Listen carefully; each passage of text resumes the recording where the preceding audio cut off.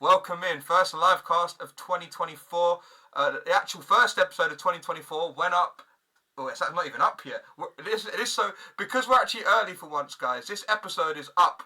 This episode is up before the actual episode before it, which is being uploaded in 4 minutes time on YouTube. So definitely check that out. Yeah, Joe, appreciate the raid and bringing your community here with us. Say it's we weren't expecting it, not gonna lie. That's why it was like and then I was like to Josh, I was like, she's raided into us. He was like, she's what? And I'm like, okay, yeah, it makes a lot of sense. I don't know why we ever didn't think that wouldn't be a good idea. But guys, welcome in episode number 18, I believe. 17. I booze you. We're flying. We are flying towards episode number 20. Yo, we've got some prime subs in the chat. Ilian, welcome in. Jay, welcome in. Joe, welcome in. Guys, appreciate you all. Josh, no, the thing is, you don't want me to do it, really.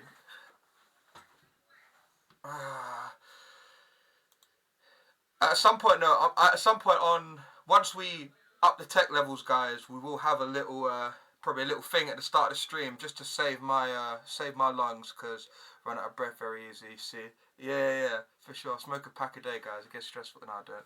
Right, guys. Disclaimer. Oh no! Last time I fucked it up. No, guys. Disclaimer for the podcast. So this podcast is solely for entertainment purposes. We do not advocate the overconsumption or abuse of alcohol, and we certainly do not promote binge drinking.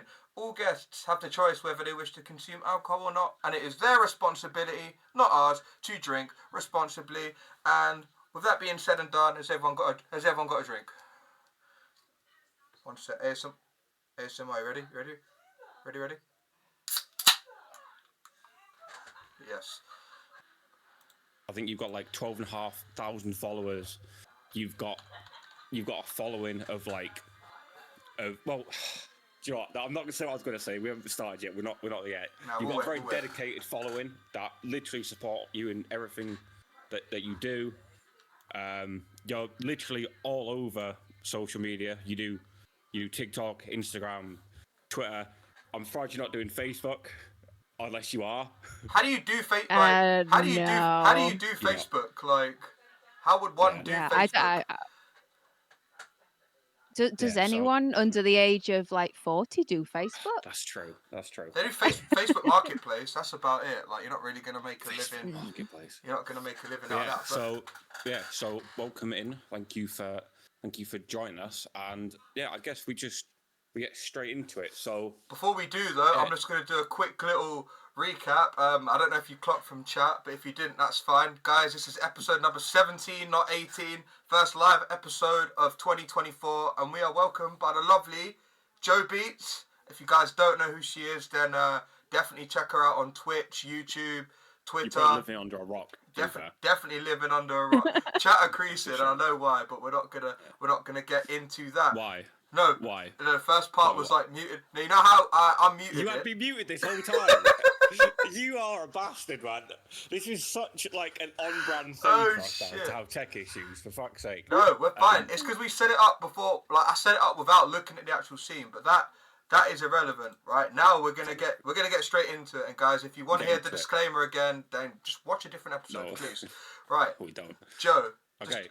We're gonna get into this, right? So for you, as an IRL Pokemon Go streamer, how did you get into that? Because a lot of people, when they first start streaming, probably just like me and Josh, would just sit at the computer, not really do much, do our battles. What made you feel like, you know what, I need to go outside and sort of record my surroundings and stream that? What was the sort of turning point in that? Well, I didn't actually play. I played Pokemon Go back in 2016 when it first came out, but when it came out, but who didn't? I feel like it was a massive thing then. But I did some IRL before doing Pokemon Go on Twitch, but kind of found it difficult, like what to talk about, where to walk, that kind of thing. I liked being outdoors, but it's like, what do you talk about? And then like the heat wave came last summer, so I was just like, oh, I want to go out, I want to play Pokemon Go. So literally just took the IRL setup, which is just like a It would just be like a camera screen that you guys could see, and then just overlaid my Mm. Pokemon Go screen over that, and here we are today. Like, I did VR before that and was sort of averaging like between like 20 and 30 viewers before that for the couple of years that I did stream before. And then I think on my first Pokemon Go stream, I had like 50 people watching, and I was like, Nice. shit,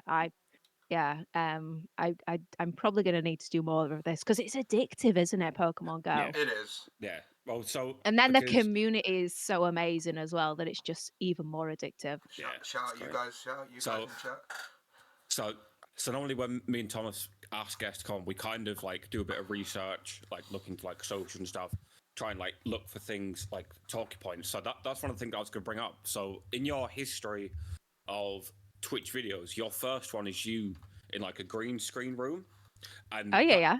that shows up as like your first ever stream, and I'm like, there's no way that was like the first ever stream that you did, surely. So have you always streamed under this handle, or have you just like been through and like cleared up the old like VODs and stuff?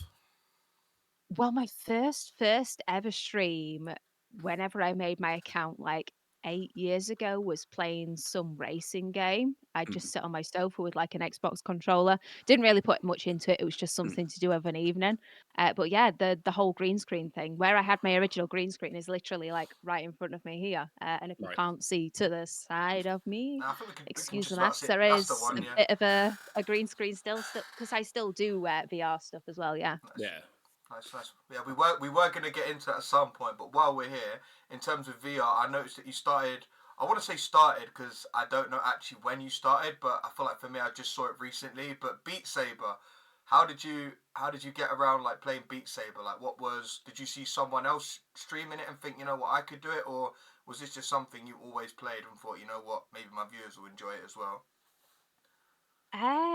Well, COVID was one of the reasons, well, was the massive reason why I started playing VR and streaming it. Yeah. Because before that, I went to the gym and stuff like that, and that was kind of my exercise. And I was like, okay, I need to play VR, but then I have like, I have like no willpower whatsoever. So I was like, okay, I need to set up some kind of streaming schedule, and then if I'm saying that I'm doing a streaming schedule, and that's when I'm playing VR, and that's when I'm doing the exercising, and then like the social aspect came into it as well. Yeah, we've got people that are in your chat right now that have been with me since basically like day one. It's crazy. Love that. You see, Yeah, because I pinned. I always I was gonna find say I with pinned Beat one of the. Saber, I pinned one of the messages. Sorry, quick one. I pinned one of the messages that basically sums up. So it's from a 17 Speedy 10 that says, "Hi, I'm Joe. I'm a lass from Barnes and it walks around with a massive strap-on camera." why did you have to pause like that? So there's something in my throat. I'm sorry. But no, Josh, you continue. I do apologize. No, so because I always find Beat Saber kind of how can I say this? It kind of attracts people normally not for the game. Normally, the stuff you see about Beat Saber on like TikTok and stuff is primarily females playing it. And Okay. Me and Josh are gonna get into Beat Saber. Watch now. We're just gonna be there like 100%. Yeah, and they're all everything. kind of. See, I don't know how to word this because we're only like 15 minutes in. I've not even finished my first beer yet, so we're not at that level where I can just blurt it out. You can just say it. Look, what he's trying to say is because he's not great with right, words. so It's you know, less about the most of- game and more Yeah, about right. the Yeah, creator. Yeah, so most of it's more about like the actual streamer Yeah. themselves. Normally because that's what he's trying to say, they make a point of presenting themselves in a certain way. So like if I was to play Beat Saber, I'd be wearing a pair of joggers and like a fucking hoodie. Do you know what I mean? Right? I'm not gonna be milling around my fucking living room in a mini skirt and a tank top. Like, do you know what I mean? I think that's part of the attraction of it, though. Rather than saying it's like a sexual thing, I'd say that's part of the attraction of like the Yeah. actual effort of getting dressed up and it being an actual effort rather than just some bloke turning up in his like sweaty sweatpants Yeah. and his crack out, you know. What's wrong with that? What are you saying? Back sack and crack. saying- I'm all over that. Yeah. I'd watch. I'd Yeah, watch if Josh so- was Like, doing that. Like so often, you look at the girls and you think, oh yeah, they're just wearing that. you know, I've seen the comments on the TikTok videos, and you're like, yeah, you know, they've got OnlyFans, or they're doing this, they've only got a short skirt, and it's like the efforts that these girls go to do that, and then that's the only comments that they Yeah. get, but then they're like crazy good as well, Yeah. and a lot of Yeah. the females are like the creators that have put out there that like this is how you do it. Like I follow one particular creator, Nacy, and she's amazing. She's a Australian creator, and she's basically the one that's taught most people how to do like the green screeny thing and live and stuff like that. Nice. Okay. Nice. Yeah. Yeah. I mean, so from what I have seen, there is actually a really high sort of skill level within that game. But yeah, so like with, you know, as you just said with the comments, I've seen a lot of them, and a lot of the people seem to not give a shit about the gameplay, and it's just like, come on, Yeah. man, like touch It's some got no fucking chill. grass. I swear, Like, I do you thought know what I someone mean? just now, you know, when you tweeted about you were doing a brief stream before like raiding into this Yes, stream. I was gonna bring that Yeah, up. no. So I was like, I thought someone was calling me beautiful at first, and I'm like, nope, they're clearly talking about Joe. I sold myself a dream, and I'm Oh. stupid. But I would say, yeah, people just like Josh was just probably going to go on to like they'll just say things like. I think we've had like a similar sort of discussion. Have you heard of someone called Momita? Yes, I have. Yeah, so Yes. we've had Momita on a previous episode, which you guys, if you haven't checked that out, it's on YouTube, Spotify, all of that good stuff. Episode number 13, unlucky for some, but lucky for us because we were trying to get her for a while to come on. She did air me. I'll never not bring that up. But basically, what I'm getting at is we spoke about the sort of her interactions Simps. with basically Simps, her The Simps interactions have with been some in of it, the yeah. fans that obviously she's acquired free streaming Pokemon Go, and some of them like they'll just say things no filter, and it's like she said she's had like marriage proposals and stuff like that. Like, has anyone ever like proposed to you or done anything crazy like that, or has it sort of just been the usual sort of you get a few comments but nothing too serious?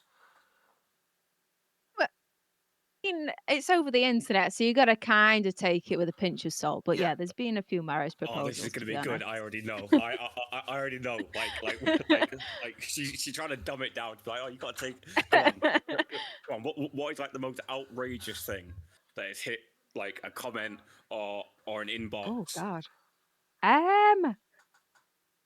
Oh, I don't know. You get the usual sort of ones where people asking to like buy your socks and stuff like that, and asking for Yo, feet pictures. whoever you are, It's hit me the up right usual now. Are you ones. mad? Wait, hold on 1 second.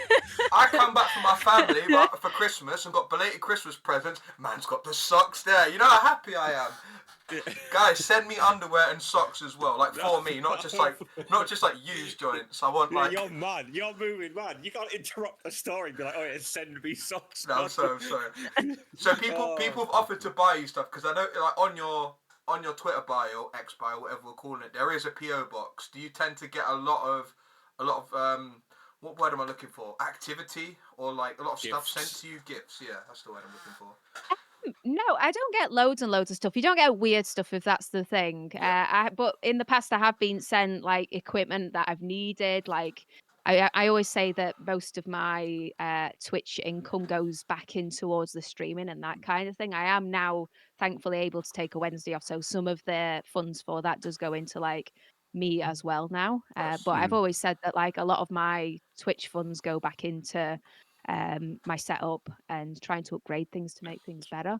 Yeah. So when I've been trying to save up, someone actually sent me like a stream deck and all sorts of other stuff. Nice. So God yeah, damn. it's really good. That's spenny. So is Twitch like your sole income? Like that's your job? No, I'm a carer for someone with disabilities. Oh wow. All right. Okay. Damn. So, Jesus, that is a busy lifestyle to live. So It you're a is, carer, yeah. and that's normally like quite long hours, right? That's normally like 12 on, 12 off, isn't it? Normally in that game. Well, I work in like a domestic home, so it's a little bit less intense than that. But yeah, she also does goes to like day centers. So my part Right. of my job is to get her up, get her ready in the morning, take her Yeah. to the day center, and then pick her up in the evening. So that's what I do on a Tuesday. My time in between there is when I stream. Right. Okay. I see her a full day on a Monday, Thursday, and a Friday as well. is So it yeah, those is days it are just fairly one busy. woman? Is it one woman that you care for, or is there like ever a time where you'd care for someone else, or do they have like one carer to one? Because my only experience with carers is like when I see people come into where I work in a pub, and they usually come in like the same group. Like you can tell who the carers are, you can tell who they're Yeah. caring for and stuff. So is it literally just the one person you care for, or is there any rotation with that? No, it's just one person that I care for. So I'm employed like sort of directly through them from like their care funds rather than being Mm. employed by like an agency. Okay, Okay. okay, nice, Damn, nice. that is such a busy lifestyle Has though, it because has it ever overlapped? Like, has one ever got in the way of the other? Like, for instance, if you're caring for the person you care for, and it's like I've got a spotlight hour in 20 minutes. Do you ever like take a run and do like spotlight hour just to do it, or is it like take her. She can't say that on the internet, you know. You no, don't understand that. She's not gonna be like, oh yeah, all the fucking time. no, I'm joking, Flip. but no, my See you general later. question is: does it ever has one ever got in the way of the other? Like, where you think, you know what, maybe I need to either take some time off streaming to focus on this, or because obviously you're not going to take the time off of work to focus on streaming, or you might, but Well, I've managed to take Wednesdays off. I used to work Wednesday mornings, but then I've now dropped Wednesdays altogether. yeah, So I then have like a full day of being able to stream and content create and that kind of stuff. And then, but yeah, I have found that it has overlapped. Sometimes on a Tuesday evening on Spotlight Hour, I've tried to stream it and I've only managed to stream like half of it because I finished work late and stuff. See, But yeah, also part of my job is to do respite every so often. So she comes and she stays at my house, okay. and that has happened sometimes on a Tuesday evening. But if the weather's fairly good and it's warm, then we'll just go in the car and we'll get the Go Plus Plus and just drive around for a bit because she just likes to go out and be just outside. enjoy the scenery. Yeah. Oh, that's cute. But yeah, her mum and dad are they're fairly flexible, Mm, like with, and they've always said like if you need to do something, then do it yeah, that's. Mm, as long as you know she's not upset by it or anything like that. Then you know it's like sharing lives, really. Yeah, yeah, that's really definitely. nice. To be fair, like having like Yeah, that is actually understanding. really wholesome. Like, Yeah, yeah. damn, damn, I feel like we need to like bring it down a I'm peg. Like, tearing up. that's actually like a little bit too wholesome Yeah, for this stream. That's definitely not how we normally do my things. But heart yeah, like no, that it's is actually really sweet. that's probably the most Oh. wholesome thing that's been said and probably It will actually ever be is. said on this I'm kind of cast. like It's stumped like now. yeah. How are we gonna go on to how are we gonna make a transition from what other stuff we need to talk about from you're a sweet carer for like I want to say old lady, like how are we gonna segue that No, no, okay, right. Yeah, I've got this. chat throw I've us got some this. questions. Yeah, don't worry. I've got this. So obviously you do Beat Saber and Pogo, but you also do. You've also started branching out a bit. It might be recent. It might not. Maybe I'm wrong. But you've started doing like the cocktail mixing streams while you do like admin on your account. The Get Ready with Me, I think they call them. You do that as well. Uh, would you say that you're starting to share more online and trying to pursue it as a full-time job, or is it just because you enjoy doing it? I I'd love to be able to stream more and that kind of thing, Mm, but Um, I mean, we've done cocktaily kind of stuff before, but we've kind of built that into like the actual schedule rather than like adding it as like extra mm, stuff. I don't know. It's when I'm out IRL playing Pokemon Go, I can only see sort of like 5 lines of chat. I often miss right. stuff, and it's very sort of monologue. I find it's very sort of me talking about my game, and then me getting like snapshots of what other people are doing. Yeah. So I like to do the odds like Instagram live just while I'm like randomly cooking something because it means that I can just chat with people and it just be sort of very casual really. yeah, And Mm, then we'll do the odd stream maybe if I have time, otherwise on Twitch just to kind of catch up because yeah, like I say, it yeah. is very sort of monologue sometimes and seeing the chat, like doing it IRL, it's just really difficult as well because you see people that'll sit and do it on their stream at home and they can see all the chat, they can scroll back quite easily. they're Whereas talking to I'm every like walking single around, person. Yeah, yeah, most of the time, literally. like it's raining here. So like my phone's just going crazy from the rain being The on it. It'll rain. be Yeah. closing apps, it'll be opening other apps. And then I'll be trying not to get run over, trying not to get harassed by drunk old guys, and trying to catch Pokemon, most Yeah. importantly. That's a lot to To be juggle. fair, that is a perfect segue. You said that. It's almost like you've got the stream schedule in front of you. So on our notes, we have a bit about fan interactions. So there's one that we know with the two like old guys who for some Yeah. reason tried. Is that like the wildest thing that you've experienced while streaming? Is it something that happens? Is it something that happens often? Like, You'll I get hope not, people that obviously. yeah, you'll get the people that will hate that you're there with a camera and will think that you've got no right to film in the public, even though they'll Weirdos. literally be walking behind you or something like that. But yeah, that one with the guys trying to kiss me is like it's always the one that sticks That's out. like But top of the list, yeah. yeah, but like there has been weird ones before that, like I think I'd only been doing like the IRL Pokemon stuff for about a month or something. I watched back on one of them, and I Yeah. think it was like my third Pokemon stream, and some person just drove on the wrong side of the road, like, and drove on the pavement to come and ask me what I was up to, and tried to get my number, tried to get my Instagram, and all sorts, Ah, tried to get onto Wow. stream, and then drove off and was being really weird. And then another guy, like, they seem to think that it just because you've got a camera that they can just shout like vulgar stuff. And they there get was brave. one guy, They're just playing it for the camera. It's like they yeah, would never. yeah. I'd say they'd never do this if the Oh cameras weren't there. no, But part of me feels like some people have no chill, no filter. They'll just do it. But with the cameras, they definitely put it on.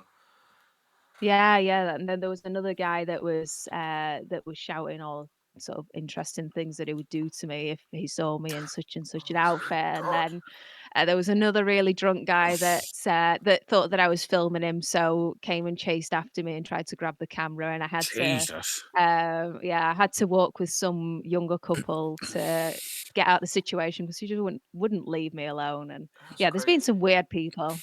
Yeah, But, guy. like, for every one bad interaction, there's, like, 100 people that are completely normal and nice, so it makes up for it. Yeah. Yeah, guys. Remember, do not be those people. Don't do Remember, it. remember.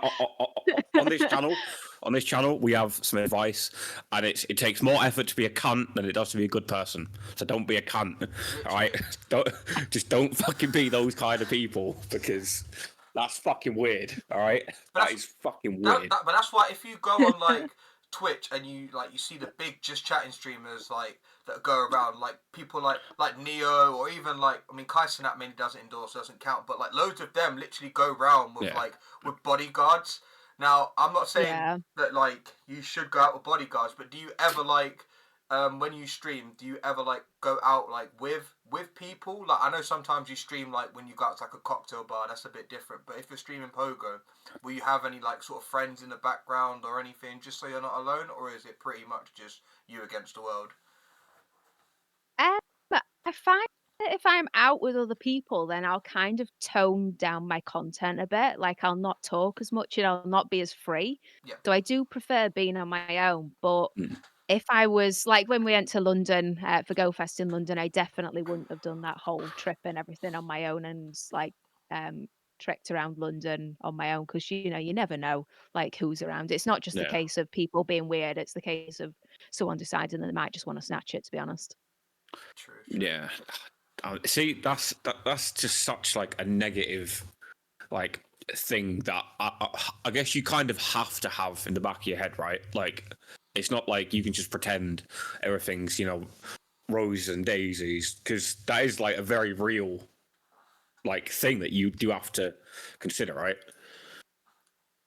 Yeah, yeah, sort of everything's well strapped down in my bag, Yeah, on me and all sorts. I've got, like, safety things on me and all sorts. So, yeah, I'm fairly well with that, and I like to think I'm quite aware of, like, who's around and things like that.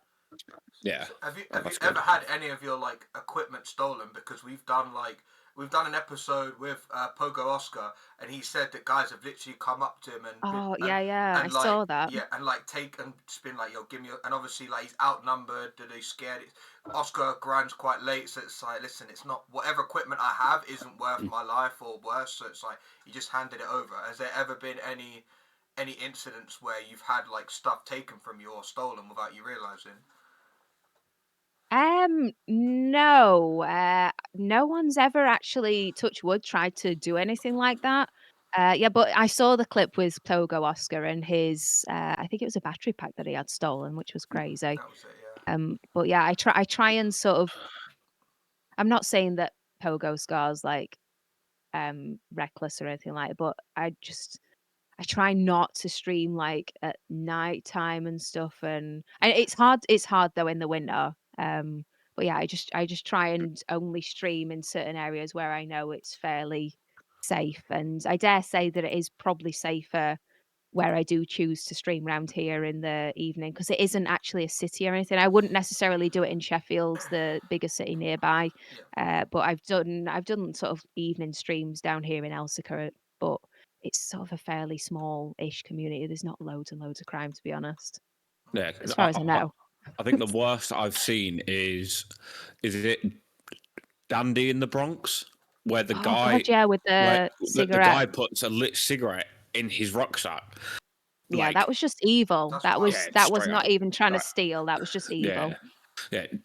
But okay, so in that episode with Oscar, Oscar told us that he made friends with a security guard on one of the roofs, and the security guard Oh. had found out that basically he'd like been mugged a few times, and so he gave him like pepper spray to carry around with him. Ah. Yeah, like have you ever like carried anything like that with you, like safety?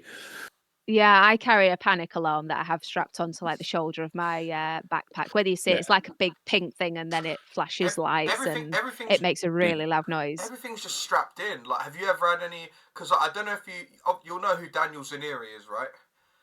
Yes, yeah. So Daniel Zaneri at London World 2022, obviously he's come over and he's wearing all his wires and stuff. Because this is before he was working for like TPCI. It was when he was just pretty much known as a content creator, and he got stopped by the police for all these wires and everything because they thought he was like strapped up and had a bomb on him. Like, has it ever gone that far where you've been like pulled over by the authorities to search your bag or search your equipment, or you just you kind of just go about your day like, unbothered. Um, yeah, I've never been pulled over like that. Obviously, I've travelled with the setup, so it has to go through airport security, at which case mm, it's a complete ball ache and you have to take everything out, take everything apart. Yeah. But I think the best one was probably we IRL streamed before TwitchCon in Amsterdam, and we were IRL streaming on the way in there. And then we obviously had to go through the bag checks to go in there. And I had made them aware beforehand that I was going in with a backpack, just because they had certain rules around backpack sizes and stuff. But mm. yeah, part of the check-in was Stream actually then got to see this guy up close checking my backpack, and yeah, he was actually really cool because he was like, "Oh, we live now," and then he sort of played up to the camera. Yeah, it was quite funny.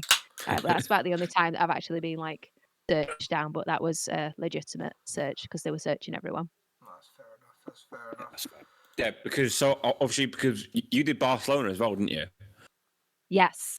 Now, okay, so to be fair, I felt really ignorant. So the other day when me and Thomas were doing the research for this cast, I saw on your Twitter that you were actually at the social in Barcelona that I hosted. Oh, And, you hosted that. That yeah, was a yeah, good social. I'm not just yeah, saying that because you're here now. That was a good one. Nah, man, yeah, yeah, sick of him. Look, Good cocktails.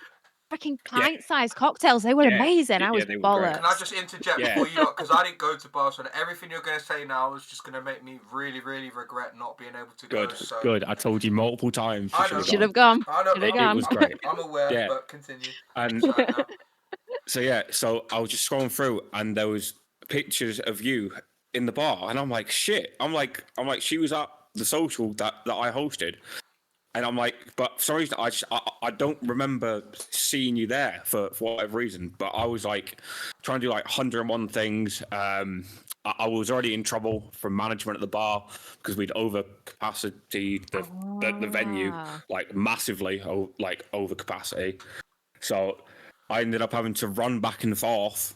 I was trying to do the door to make sure it was one in, one out because the security didn't get there till 11, and we were nearly like 100 people over They capacity. got you on the door. Wait, how many Wow. drinks in were you to be on the door? Like, right, How many drinks in? No, ID. no. So I'd had You went there to But- work, man. You went there No, to go okay, on the so- top.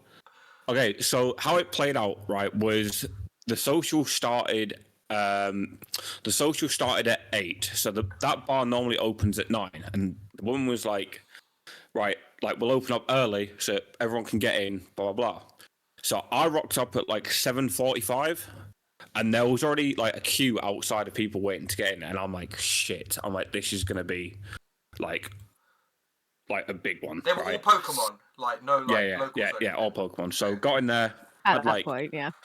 and then it got to like 8:15 ish, and like it hadn't really filled out, and I'm like, all right, cool. This is gonna, it's just gonna be a chill one. I'm not gonna have to worry about nothing because, so I'd hosted it on behalf of London's Finest, who I do a lot of work with, because Adelian was having his official meeting with Leo about being a community ambassador. So it was basically all up to me. Ah. So I was like, cool, nice quiet night. Like everyone's gonna have a good time because the bar was really nice, the drinks were really good, and yeah, and then I think it probably got to about 20 to 9, and it was just absolutely fucking slammed out in that bar, and I'm like, oh my god, what has happened? And the woman behind the bar, who's the manager, like called me over, like come, and she was like, look, there's way too many people here, and I'm like, look, I'm sorry, I genuinely didn't expect this many people to show up. And she's like, right, the door needs to be one in, one out. Like you can't, like we can't just keep letting people in. And so yeah, so by this point, I'd only had like 3 cocktails and like 4 shots, something like that. So like, I was fine, I was good to go. And like more and more people just started turning up. I was just like, oh god, no. What did you do? We'd reserved the place. We'd reserved the place. Huh? Did you stick to one in, one out, or did you like? Yeah, no, you know, bouncers do, yeah, go in. Yeah, It's no. So I did. I stuck to one in, one out because it took me ages to organize this social, like to find someone, to find a venue that worked. It wasn't a lot to deposit, etc., etc. So that was a ball ache, and then it was massive to the point where people were going in, buying drinks, standing outside on the street with their drinks. There was almost like a little sort of like island thing in the middle of the road. Oh god. People were just stood there, and I'm like, oh my god, this is chaos. This is chaos. And then as soon as the doorman turned up, I was like, get me some fucking drinks, man. I was like, I fucking need it. It was. Yeah, I caught up with a wild Jay in the little island outside, doing a bit of PvP. Jay was absolutely fucking mullered Jay the at that underhog. social. Big Jay I absolutely fucking loved it. Absolutely loved it. He's such a good guy. Such a good guy. I love him. And yeah, he's someone who doesn't really drink. And he was having the time of his life. He was fucking loving it. But yeah, so that was the social. Other than that, like how was your experience of Barcelona? Like the city, the gameplay of the event? I loved it. Yeah, I'd go back to Barcelona again because it was just so amazing. It was Yeah, it was like great. it was such a generally quiet sort of place to be for like such a massive city. But yeah, it was good. I enjoyed Yeah. it, and it was flat as well, which made it so much easier to walk around.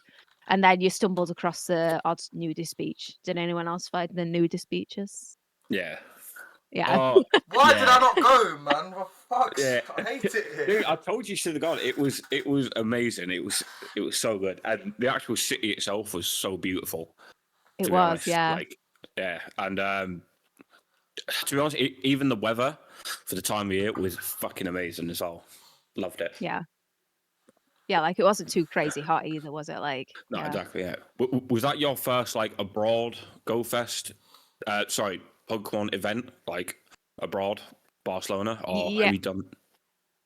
Yeah, because the only one that I'd done before that was London, because I only started August 2022, so I just missed Go Fest, whatever it was before that. Obviously, then didn't go to Vega, so the first Go Fest event that I did was London, and then Barcelona after that. Yeah.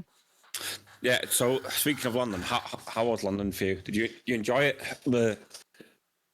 the Apart event. from it chucking it down on the Saturday, Yeah, my gameplay day, yeah. Oh, true. yeah, Same But with yeah, mine. the atmosphere is just amazing.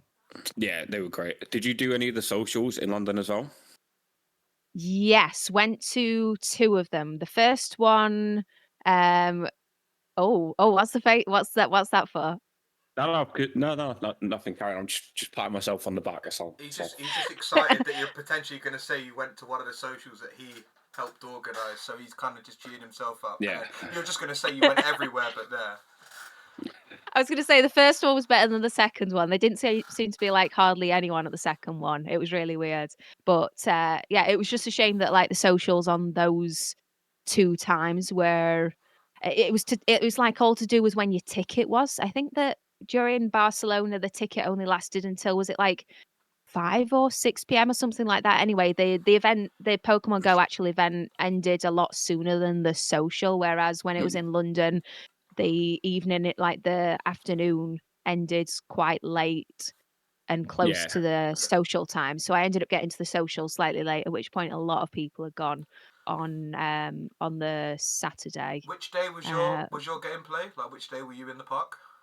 the day that it pissed it down, the On Saturday, were you in the morning or the evening, like the afternoon one?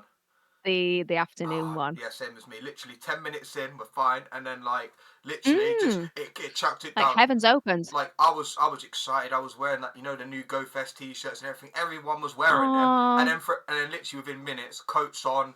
I was with Joe's in chat now. Joe whacked on a poncho. We ran under a tree. Like it just wasn't helping. And then the ice exhibit they had where you could go inside and there was all the mirrors.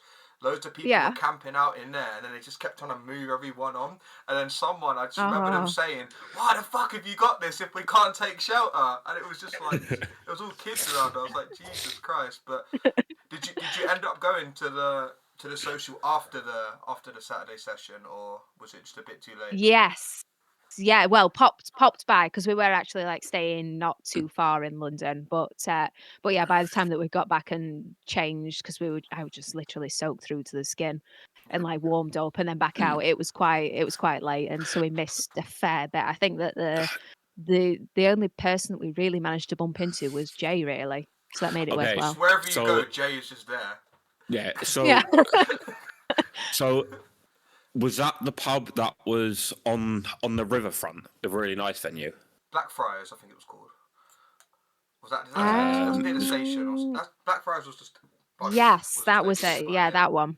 Yeah, so you would have missed you would have missed the chaos that unfolded Mm. before, and Oh, this wow, is okay.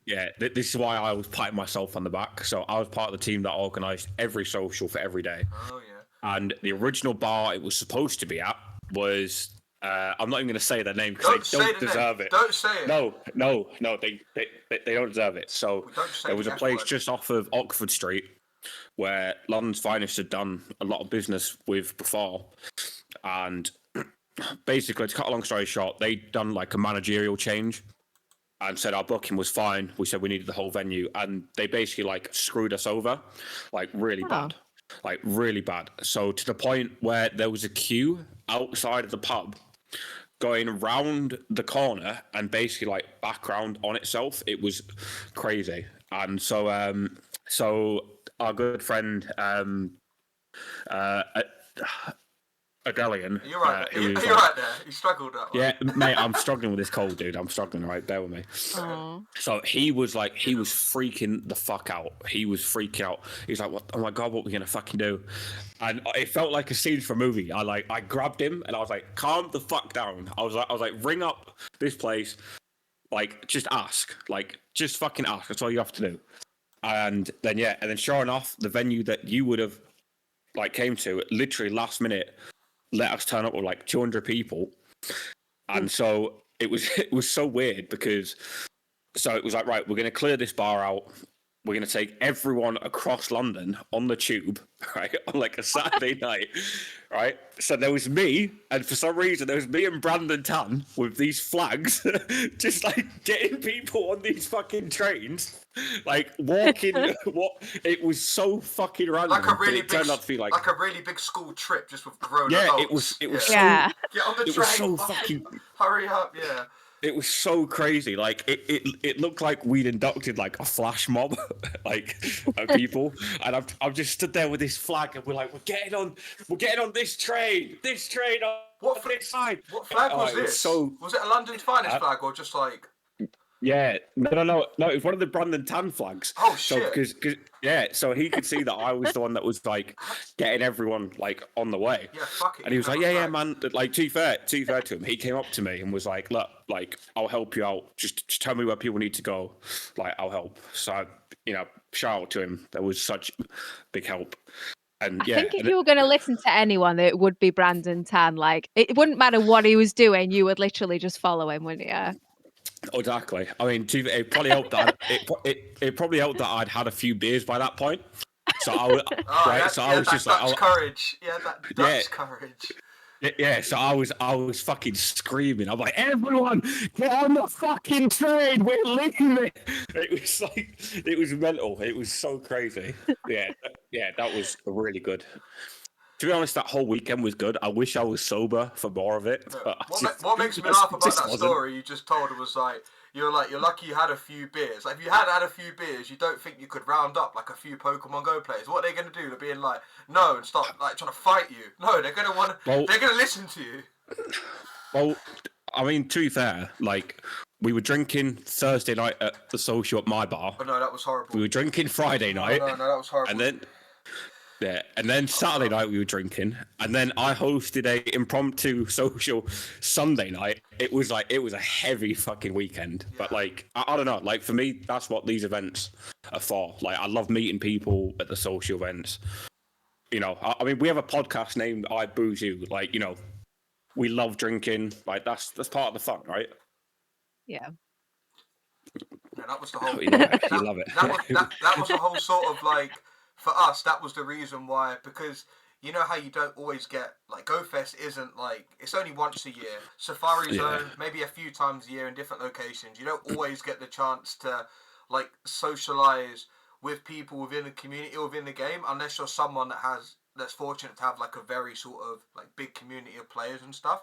So for us, we wanted, and you don't always get to know people outside of, like, you learn about people in terms of the game, their in-game name, like, they'll start talking about Pokemon, but a lot of the time you don't want to talk about Pokemon. You want to talk about what people do, like, what's the first thing you do when you get out of bed, like, where do you work, like, what's your sort of, what are your other hobbies besides Pokemon Go? And for us, that was get to know people. Exactly. We want to peel back a mask, and we had, I'm sure you're aware of Pocket Monster Max. You heard of Pocket Monster Max? It'll be awkward if you said no. I've not, no. I was going to say no. Yes, love that. Yeah, Max. Yes, Max. Fucking Ed, Thomas. Yeah, Ed, not mate. me. Max, you got to get yourself out there. So Max basically, Max has been streaming on Twitch for like a long time, but then he was sort of OG. He had sort of streamer. Not a love-hate relationship with Twitch. It was sort of like, he sort of fell out of love of streaming and the game in general, and he's sort of been like in and out of streaming. But for him, like, he really enjoyed being on the cast because he didn't feel like he had to be. Because when he's Pocket Monster Max on his stream, he feels like it's a character. Yeah, exactly. Like what I'm gonna mispronounce the Twitch handle, Zaste. Sorry if I mispronounced that. Streamers are like onions; they've got layers. So for him, he felt like he didn't have to put the mask on; he could just be Max. And when we get people on the cast, we want them to just be themselves. You don't have to be, this depiction of yourself that you portray to people online. And yeah, for us, that was a big motivation in doing this cast. Do you feel like you have almost like a character, Joe, for your streams that like has become like kind of like another part of your life, or is it all just like it's just naturally Joe? Well, I try and be like as authentic as possible, because if you start telling a lie, you've got to then remember the lie, and then people are just going to call you out on it. You just need to be authentic. But I feel like I'm a more sort of loud person than I am actually normally in real life. Yeah, because it's really funny. So I've recently picked up streaming. Like really only to kind of help promote the podcast a little bit. And this was before we'd asked you to go on the podcast. I didn't know who you were. And you were starting out a stream and I was finishing mine. I'm like, oh, yeah. You know, like, we're going to raid in, you know. And then, like, within, like, 3 minutes, you had, like, 200 views. And I'm like, who the fuck do I think I am? Fucking throwing 4 people into the mixer. I was like, oh, God, that's so bad. It was so awkward. I was shaking my head in real life. I'm like, oh, God. I'm like, why have I done that? It was so funny. But No, it's always good to have someone to raid in and like put 2 and Yeah. 2 together to who you actually were and stuff. Yeah. Yeah, for sure. But anyway, I think that's enough Pokemon shit. Let's get into the booze shit, because as we've said before, you said you've done like cocktail streams, wine drinking streams. Like what's the go-to Joe drink? Porn star martini. Ooh, Very fancy. basic bitch Nice. cocktail, but Nothing, there's yeah, nothing it's wrong with sweet, that. short, dessert type cocktail. Yeah, what's not to love? That's it. Yeah, we love that. So is that like if you're going out for a night out, friends, family, partner, whoever, is that like the drink you're starting with, or do you have like a warm up like sort of drink? So so for me and Thomas, we normally start out on like the beers, and then we go to like shorts and shots, etc. Porn star martini. I don't know. It's a good one, but it's a bit sweet sometimes. It can get a Yeah. bit sickly. Yeah, I'd maybe go with something else. Paul in chat said about a zombie, but oh my god, zombies are so strong. I love Yeah. zombies. I feel like that's probably after a couple of drinks, maybe. The zombies, I think I can't remember. I think it's TGI Fridays. They have zombies with like Ray and Nephews, and then like something else as well. And Ray and Nephews is It's like 60%, and I've got some of that in the cupbod, and we did a shot of that once. Oh my god, I nearly died. Well, speaking of shots. Speaking of doing a Whoa, shot. here we go. Speaking of doing a Mr. shot. Crocodile. This is completely optional. You don't have to, but we do is. have an ongoing thing in Thomas's stream where the chat is allowed to redeem a shot, and me and him have to do it. It's completely up to you if you want to or not. Okay. I'm just gonna go So, get my so stuff someone sorted. has someone redeemed a shot? Oh yeah, I can see Yeah. redeemed a shot of booze. Yeah. Until I come back to the side. Yeah, it's kind of like a staple. Quick! I gotta run now. Guys, I'm gonna take this time while they're off stream, just show a bit of love to all you guys here in live chat. Shout out to everyone who listens on YouTube, Spotify. It's really been much appreciated. Our YouTube is really starting to like pick up retention as well. We've got a lot of content going onto YouTube. We've got some IRL stuff coming up. Obviously, all the VODs of the podcast are up there. And guys, do not forget, if we hit 200 subscribers on the YouTube channel by the 24th of April, I will get an I Booze You tattoo. All right. Yes. We chat can do a shot as well. If chat wants to join us for a shot, they are more than welcome to. Ooh, we got that. That looks like almost like cotton candy-esque. It is lychee liqueur, only 20%, so it's not crazy. Okay. You mentioned that on the stream the other day. I think you Yeah, said it's good. Yeah, that looks nice. We love that. So Thomas works in a bar, and I own a yeah. bar. So Aw. yeah, so we're we're very much the same. Only 20% chat saying you are getting called out. Yeah, that is for I sure. know. It's nice who's though. Who's getting called out? What's going on? It's a liqueur rather than an actual That's alcohol, it. so it's a lot less. No, to be fair, mine is. I mean, I'm doing a Bailey's because I have work tomorrow, so. Bailey, shut up, man. Mine's What percent is Bailey's? Is that like 17? 17? 17, yeah. So Look at me now, Anne. I am finally going to finish this bottle. So I've had this bottle since we started the podcast, and it was full. It's nearly empty. What is that? It's a honey rum from the Canary Islands. It's absolutely delicious. It is fucking lovely. Right, you ready, Thomas? Yes, always. Chin chin. Cheers, everyone. Cheers. Oh, straight. I forgot because Christ. he's only got a little bit left. I didn't realise he was going to swig it. That was so attractive, Josh. No. I'm so glad everyone here, myself, Joe, and Chat, got to witness that. We are. Listen, the game's the game, all right? That's what we do. So what's the next bottle? What bottle are you washing up. What bottle are you cracking open next? What bottle are we cracking open next? Yeah. Okay, so to be fair, when we get to episode 20, I might treat myself to a really nice bottle of tequila because I fucking love tequila. I love tequila. It is my kryptonite, to be fair. You're gonna have to start cutting. Wait, why am I getting flamed for how I just swigged that drink? You're not. What's going on? Nah, people are turned on. What's going on? People are turned on. That's good. That's funny. But so Joe, have you had any like crazy like nights out, like embarrassing experiences have happened to you? So go on. I'm gonna think about it. I'm gonna think because I think the worst story we've ever had, and I'm sure he's here in chat, and Thomas knows what I'm going to say. We asked our good friend Brown Baller the worst, like his most embarrassing experience. And the best he could muster up was, I once watched my mate get into a fight, and I just stood and watched it with like, that's not a story. And like he proclaimed it like with his chest. It was the funniest shit ever. It was so funny. It's like, that's not a fucking story, dude. Like we need the good shit. Oh my god, I can't really think of anything madly crazy. Oh god. No like cat fights, no sicking handbags. No high heels breaking on the walks home. No, I always used to go out in a pair of like really old plimsolls. I'd walk there in the old plimsolls, go to the toilet, change my shoes into like my nice shoes, and just put my plimsolls in the bin, and then that'd be the night out, and then you just deal with it on the way home.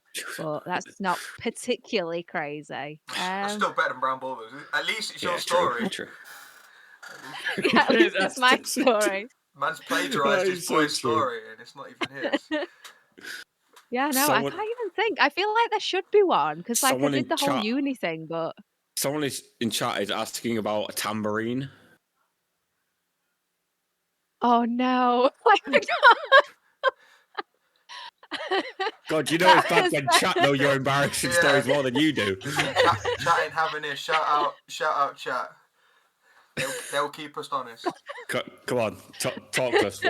What's going on here? That was New Year's Eve. That doesn't count. Everyone's shit faced at that point. We were out at New Year's Eve. Oh, yeah. No, we went out New Year's Eve with with a few friends, and I think there was like an ABBA tribute night or something like that, and she was handing out tambourines. It ended up with me having a tambourine, and someone videoed it, and I was gone with the tambourine. Is this video online? Is this video online? Like, is this video like? Can someone find that? Somewhere. It might be somewhere. I'm guessing that someone has saved it because it got sent somehow in the Discord, and hence why. Hence why O2 knows about it. Well, I mean, if you can't think of any stories, do you tend to keep quite sensible on a night out, or are you just like full send? Oh no, I was always like the slightly sensible one because I don't know why. Because when I was at college and uni, I was like one of the younger ones on the course. I went on to like I was on like adult sort of courses, so. They weren't particularly made for like 18-year-olds, so I was one of the younger ones, but somehow I was always ended up being like the mum of the group because I don't know, I felt like they were people that when they went out for a drink, they went literally all out. Hell for leather. And you were just so you were the friend that just kept them like grounded. Yeah, I was the one that put them in the taxi at the end of the night. Like I had one friend that had been very drunk at some point and she'd fallen over and broken her nose and all sorts of stuff. And yeah, they refused to serve her at bars and stuff like that. So she did need a lot of looking after. A trip to A&E, like if someone's broken their nose, like did they end up going to A&E or they're just walking around with a broken nose? She had to have like the full cast type thing put back on. Yeah. Oh no, that's long. That is long. Yeah, see, because I feel like especially at the in-person events when me and Thomas meet up, Like, so even for GoFest last year, so we had a pre-social on the Thursday night at my bar, and we were like, right, we're just going to be sensible, you know, we're just going to take it easy, say hello to everyone. And I'm not joking, we were absolutely fucking shit-faced drunk, dancing to some really shit music on the jukebox. I've got some videos somewhere. What is that video on London's Finest Twitter? What are we dancing to? Oh, it was some Sean shit Paul. music. No, with Sean Paul, it was like, oh, we're on Sean the Paul's way. a jam. No, but it was like, oh, we're on the way to Titan, and we're all just there, like, like we know all of the words, and we don't know shit. We're just making noise. Like, yeah, and then it's just like, yeah, I don't know. I feel like whenever me and Thomas go out, it's never just like a quiet one or two. It's like you either fully fucking send it, or you just don't bother, do you? Like, what's the point? So in, like, a lot of friendship groups, like, so you'll have like the bad influence, which would be Josh, and like I'm usually like, I consider myself to be the sensible one, or the one that'll be like, look at his face. He's not having it. Oh God, man! I didn't realise my camera's froze. It froze. So I thought you were making that face, but I realised the camera froze. You're like this. You know that face? Like I feel like only really British people. I only see British people make it. But you're like this, like. Right, let me try to fix this shit. You just like suck your top lip. You just like right, when someone says something like, "What are they saying?" Hang on, I'm gonna fix this. Don't worry. Right, we'll let him fix his face. But Joe, that's funny. Joe, in general, like any sort of, it doesn't have to be like a wild night out. Have there been any sort of times where, you know, like you said, you went to uni? Was that sort of like, were you on campus, or was this like a, you know, some people go to university from home? Was it a campus experience? Oh yeah, I lived at home and stuff. Yeah, Okay. so I didn't have like the full crazy uni experience and stuff. No, fair enough. Did you? But yeah, Did still you a few nights where we rolled in at like 3-4 a.m. and stuff. There must be some stories. 4 a.m. chats in like 3-4 a.m. hits different on a night out. Those are the. Yeah, It does. It's when the sun starts to come up that you're like, oh fuck. This is gonna be good. It's those weird nights where you end up at afters. Someone who normally you don't really know, and you're talking about how real aliens are and like shit like that. Like those kind of like 3-4 a.m. Yeah. Talks, Those like, sort of weird ones. I hit different. I remember, and to be fair, I'm not going to name names because I don't want to get in trouble for saying it. No, I do. No, I can't. So this was like basically like end of lockdown, and one of our friends had a house party, and it was a fucking heavy session, right? So it was really nice weather. So we'd gone and sat in the park all day with like beer coolers, speakers, the lot, and I'd gone back to theirs. It got to like 3 a.m. Our mate had gone to bed. Come back down, absolutely fucking battered. Looked everyone in the eyes. I got, right, if no one's fucking, I'm going to sleep. We just like went to bed, and it was like, how many of there were you? Like, was there a group of you guys, girls? There's no way you said that. That's not real. There was 6 of us. There there.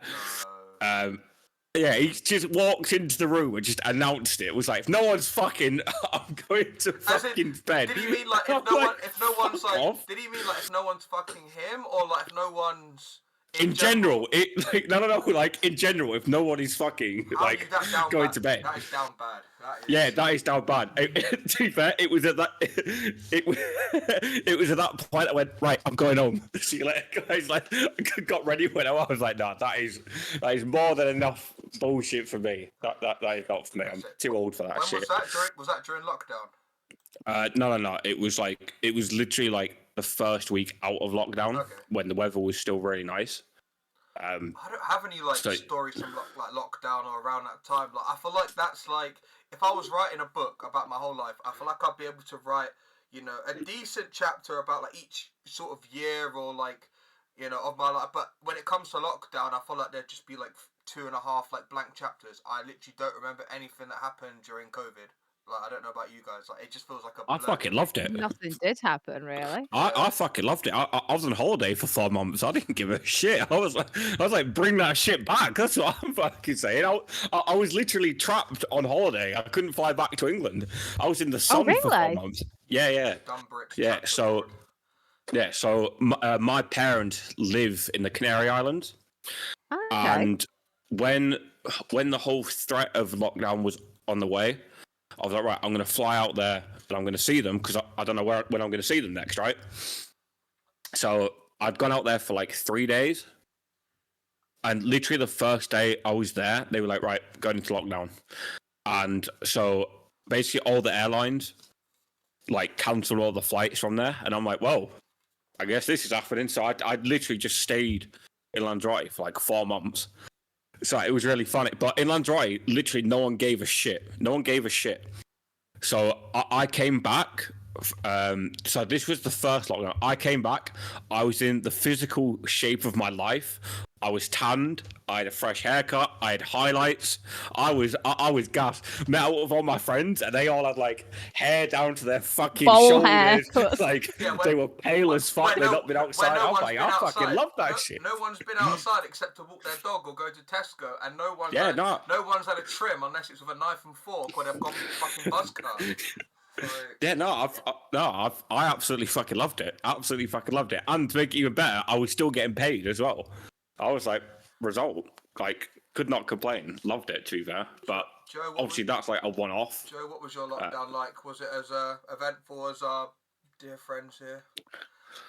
It was eventful, but not quite as exciting. Yeah, my client's mum and dad are both nurses, and before like the first lockdown, my client's mum actually got COVID. Oh shit! So my client had to come and live with me for a bit because she's high, like High she's risk quite or whatever it vulnerable, and was, she's yeah. got high risk, whatever they called it, where she's got like lung problems, she's got epilepsy, she's got a list of long as your arm. So she actually came to live with me for a while.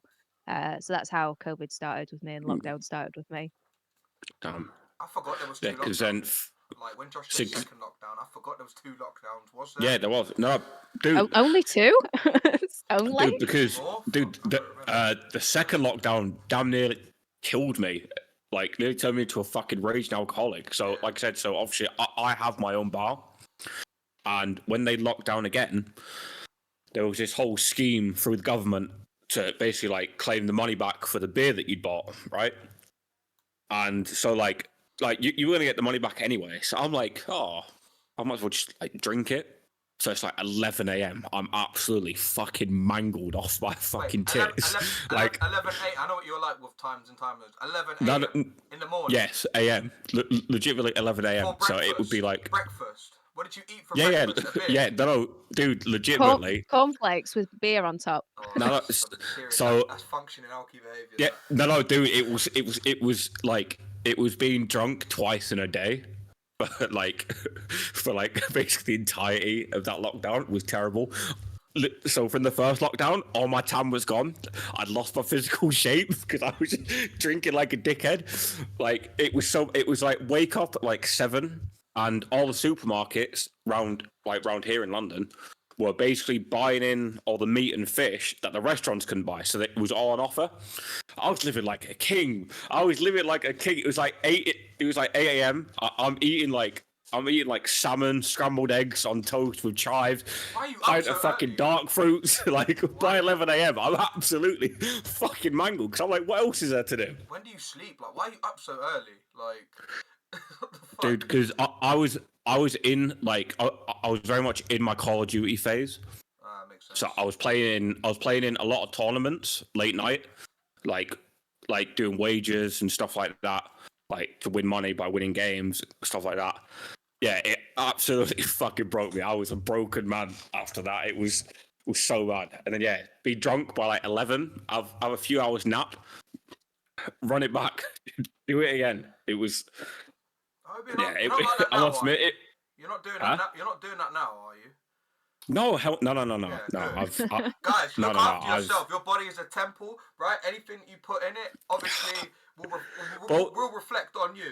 Don't put shit in your body like Josh was doing. Dude, but you see, this is the thing. Like now I'm on like this fitness journey that I'm on, and I've lost like 20 kilos. I'm like running. I'm looking back, and I'm like, why the fuck did I think that was like an okay way to live. Like literally, like I'm sat there at 8 a.m. with a pint in front of me, and I'm just like, yeah, it's fine. That's the dangers. That's the real dangers Yeah, of not it having. is dangerous. No, Yeah, but yeah. not that. Like it's the dangers of not having a consistent routine.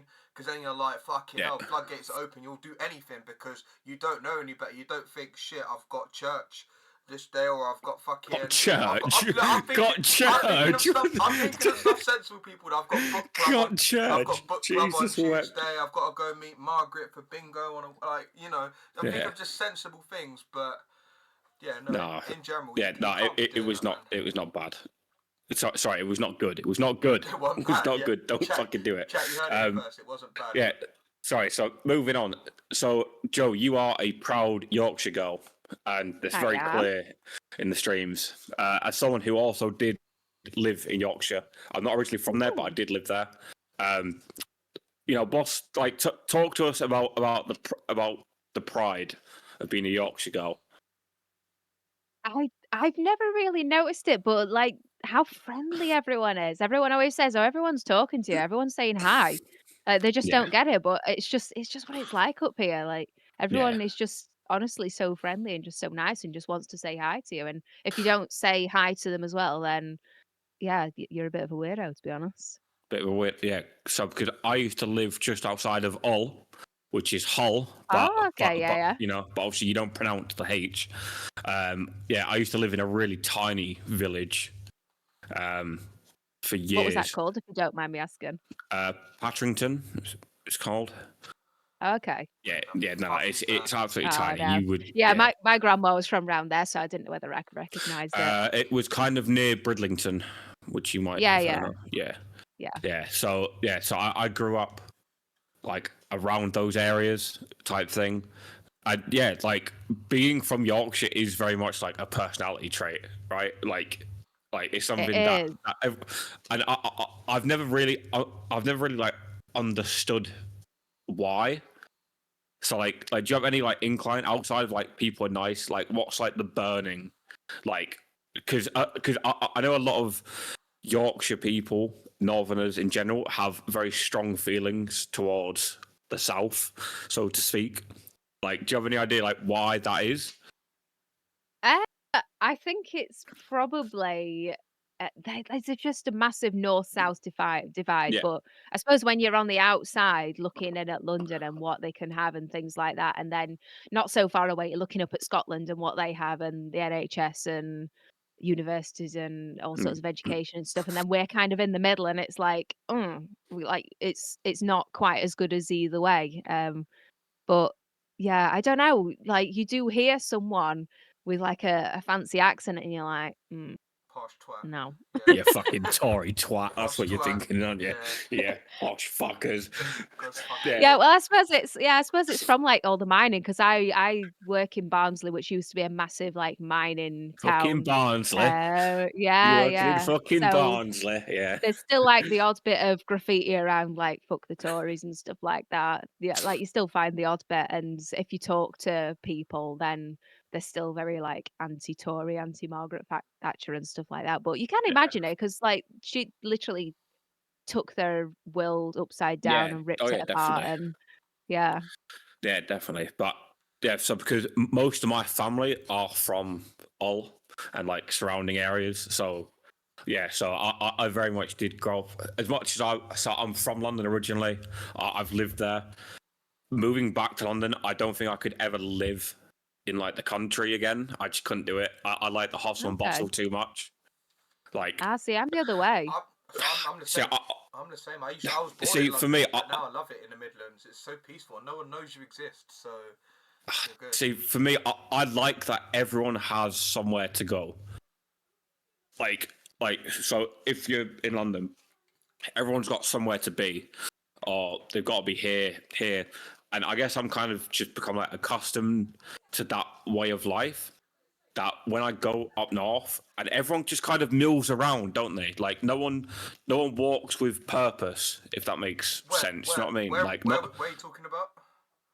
like anywhere up north that I've experienced. Do you think that? I mean, if you go Manchester, to the bigger Hull. cities, like I think if you go to the bigger cities in like rush hour and stuff, then everyone definitely has a Yeah, place but to go. Can we pause? Yeah, Josh it's is still not. looking at people being like, "You don't walk with purpose. You don't walk with purpose." No, no, yeah, no, it's Like true. looking up and down, like Yeah. Yeah, no, No like I said, like purpose. for me, I love like the hustle and the bustle and like the grind that people are on. Do you know what I mean? The Like crime. I thought people. you said off the crime. The grind, not the crime. Yeah, I love it when people are on the crime. I could love that. But yeah, so like, but then to that, some of my favourite places in England are up north. I love York.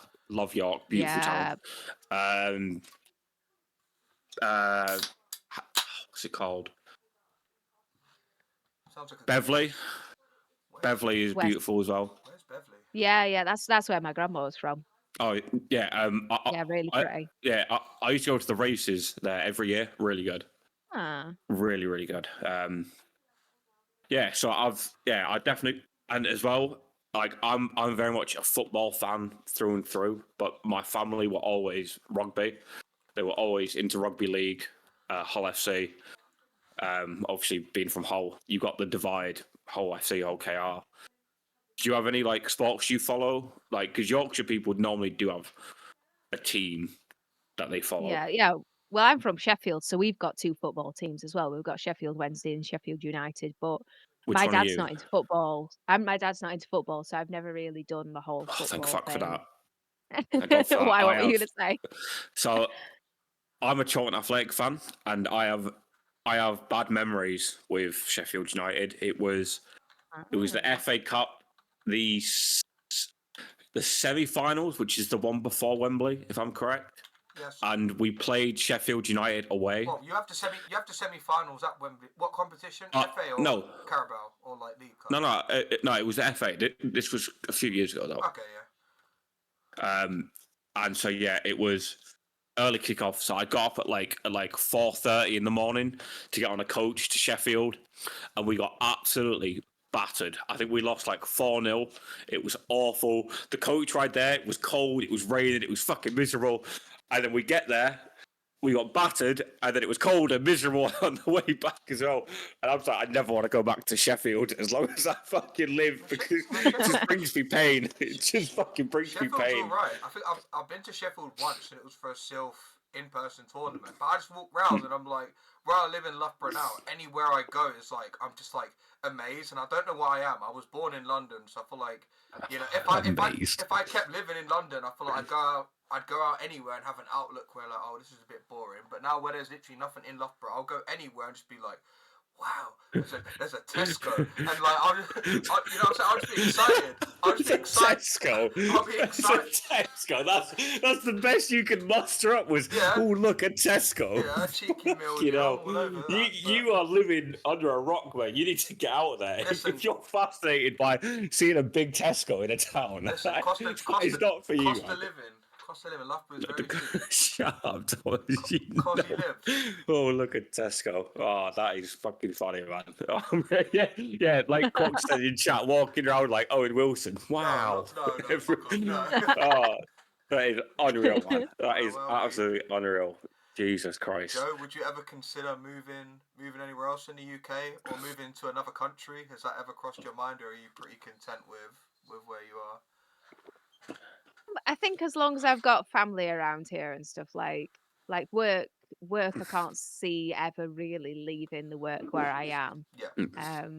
So like that's a massive thing. I can't really ever see moving anywhere else while I've got family around here. Maybe at some point. I've always wanted to live by like the sea or something like that. Do the usual sort of live by the sea, get a house. Yeah. Just old stuff. Yeah. So, wait, okay, so you said about work. So would you never leave work to take up streaming full time? Is that not like something you ever see? Is that like a goal?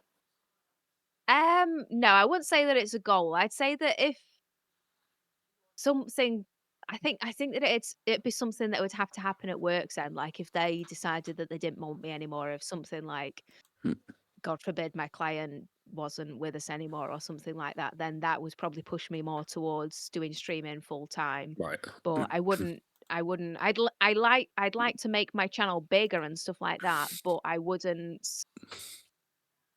I wouldn't ever like cut down my hours fully with work and stuff like that. Because like the grand plan with them at some point is to, because both her mum and dad now have now just retired, so the plan is that she would partly live with me, partly live with them in the Right. years to come. Really.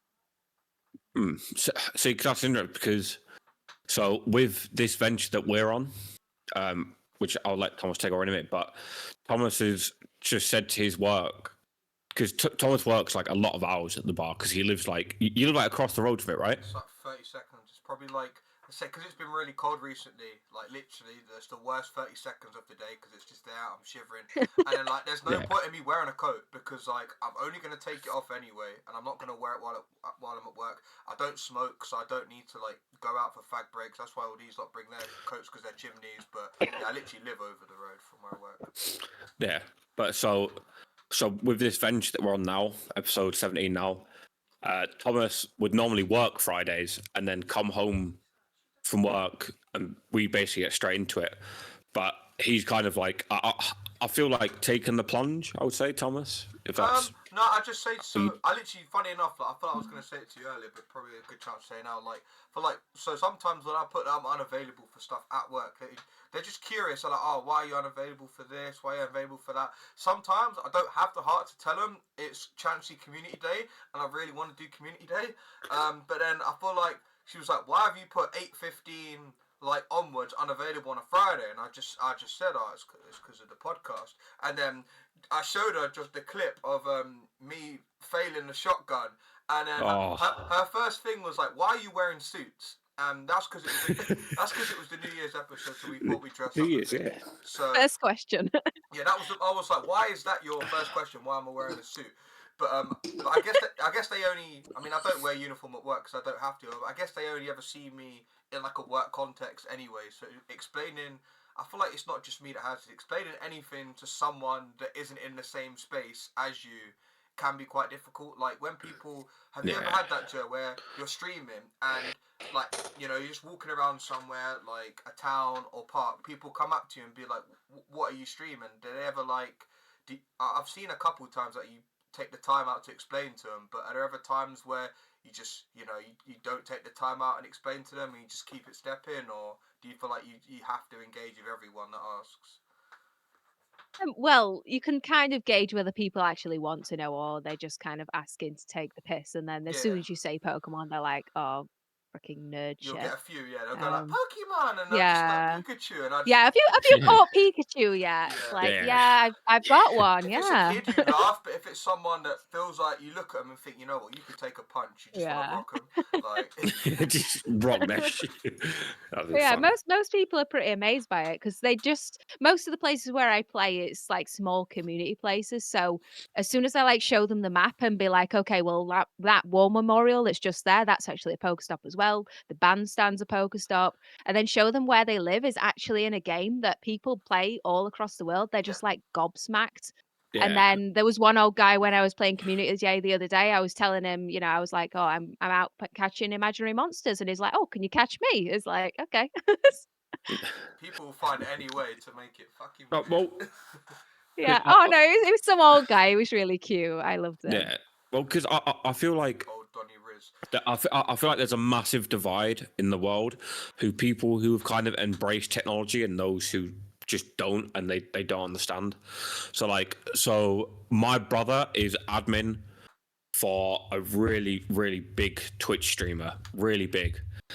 And when my mum asked him what he does for work, and he explained it that this guy streams online and people watch him play games, like just did not understand it, like at all, did not understand it. And she's like, "Oh, that sounds stupid," but she doesn't understand, and people don't understand. They wouldn't. And it was then never something that was possible in their era. So, like, how well, could yeah, no, exactly, it's not. But then, so the guy my brother works for, I think he's 27, and my brother looked at my mum and was like, like he was getting annoyed and was like, well, blah blah. You know, if it's so stupid, then how come he's just paid off his parents' mortgage at like 27 years old? Like he's a massive streamer. We should get him on And the then cast. Why don't you just say his name? You don't want to say his yeah. name?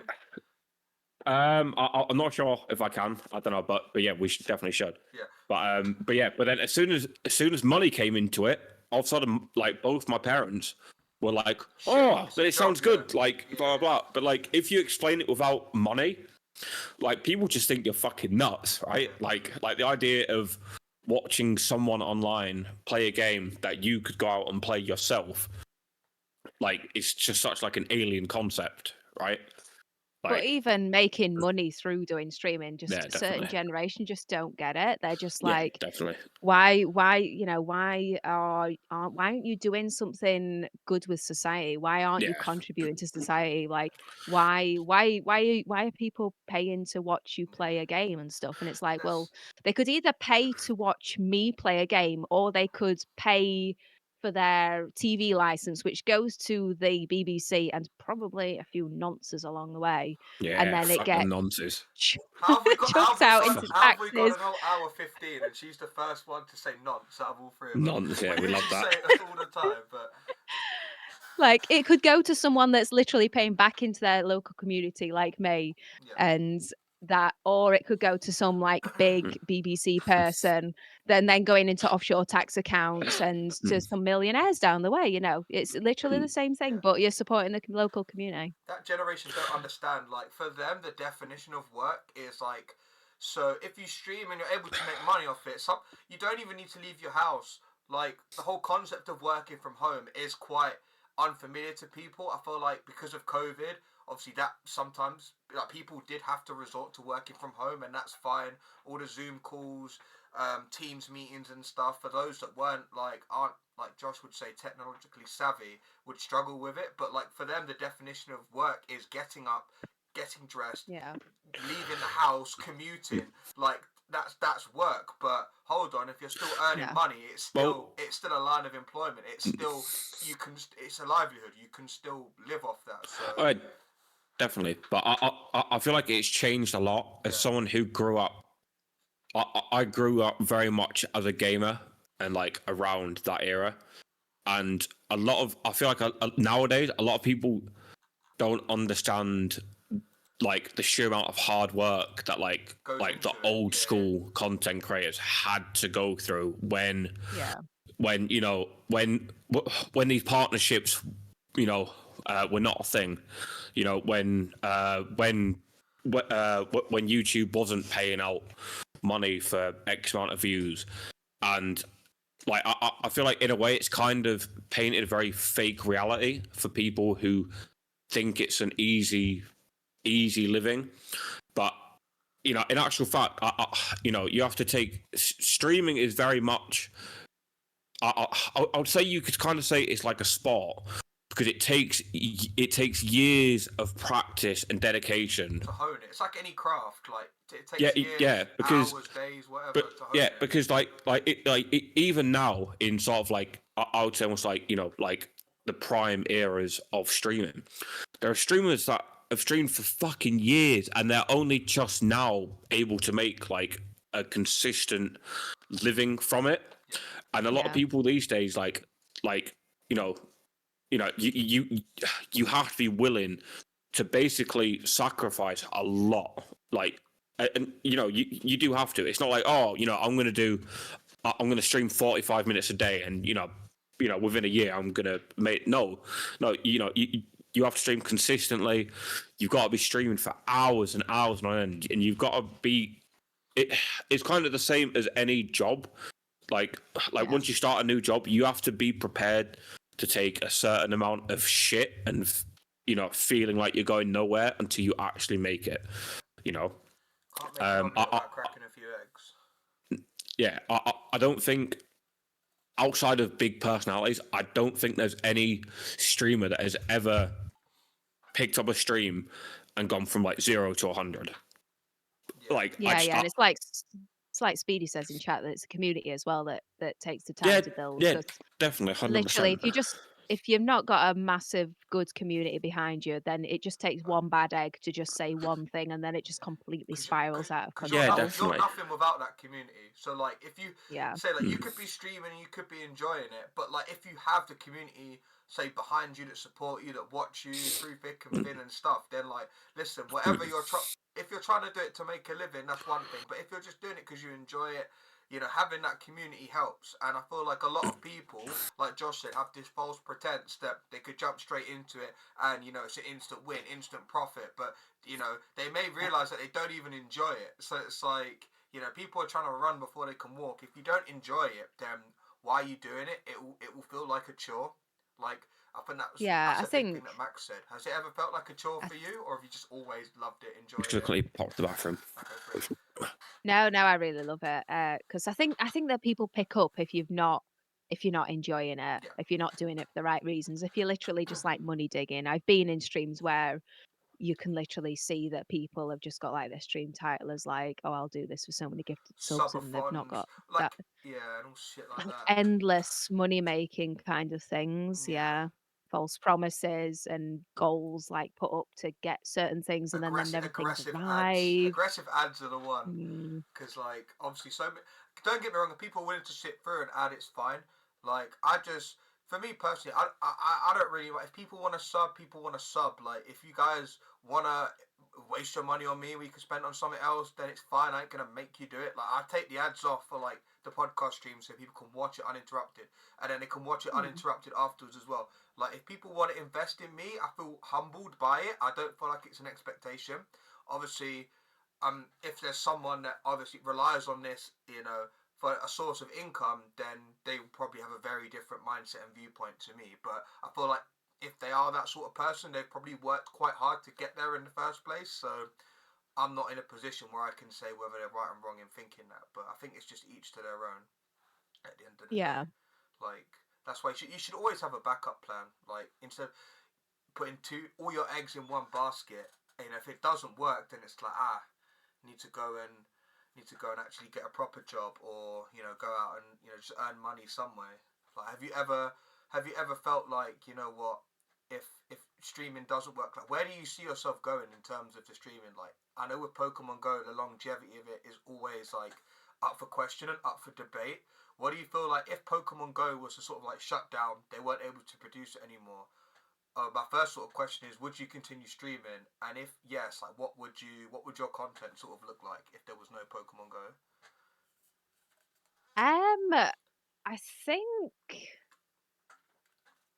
Oh, I don't know. I've got a good enough community anyway that seem to follow me into Regardless, whatever I do. right? Like some people, like they'll literally be there as soon as I start stream. Some people will literally be there as soon as I press the button, no matter what I'm doing. Like you guys are amazing. But yeah, definitely like hot tub, beach tub. Yeah, no, I'm joking. I don't know, just like IRL Right, stuff. yo, okay. Josh has come back. Look at him. Look how happy he is. Right, yo. He's like, I've missed something. I'm watching this one back. No, Josh. The initial question was if Pokemon Go was like, I'll pose it to you as well. But like Pokemon Go, if that was to end today, it came out and it was like it's no longer a thing. Sort of initial question was, would you continue streaming, and what would the content look like? Like where would it go? And now she's laughing because she said the hot tub thing.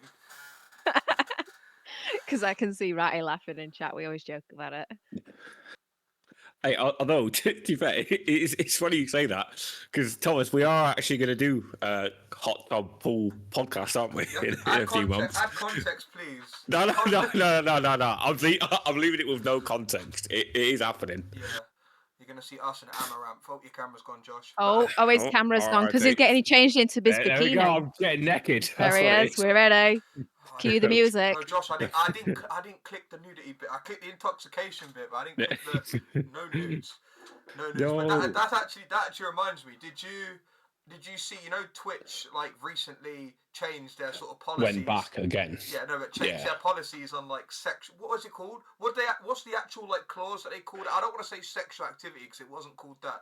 What did they call it? Isn't it like? It was like guidelines or something like that, like sexual. It's like it's stuff that basically insinuates sexual content, right? Yeah, like did you? Was what it was. Did you see all of that when it like first first sort of came into fruition?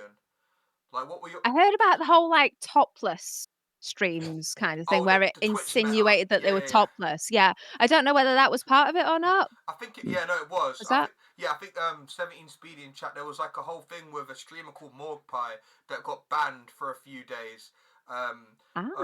Jay needed to look for science. Yes, yes, Did Jay. he? Yeah. Oh, Jay, dude, no, Jay, dude. you dog. You dog. So this reminds me. I was watching a J stream, and he'd finished and was like, right. Wait, what? Yeah, exactly. Get the tissues out, and then Jay was like, right, we're gonna raid out to someone who's raided me, and we joined.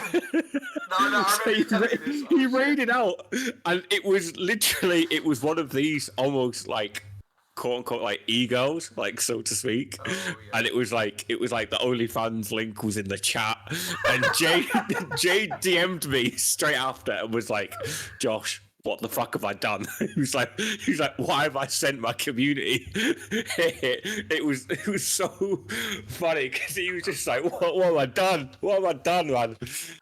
Oh, but yeah. So me and Thomas are going on a business trip. Is what we're calling it. It's a business trip. It's solely business. Okay. And so yeah, so we will be doing a swimming pool. It's a business podcast. trip to Lanzarote. Yeah. Yeah. Only yes. Business. It's No going to drinking. happen. Just like we're gonna be on laptops the whole time, computers, just working. Just working. He almost choked on his beer there. Just full of shit, man. Just fucking full of shit. It was all Josh's idea for anyone that's listening here in chat. No, what are you on about? It was all your idea, bro. Anyone that's listening in chat or in other rooms in my house, it was all Josh's idea. No, man. But Right, yeah, sorry, we kind of went on a bit of a tangent there. But what content would you do? Because I've seen that, like, I know that I wouldn't. Not you. I don't give a shit about you. You're not the guest. Thanks, mate. Love you too. Love you too. Monster Hunter.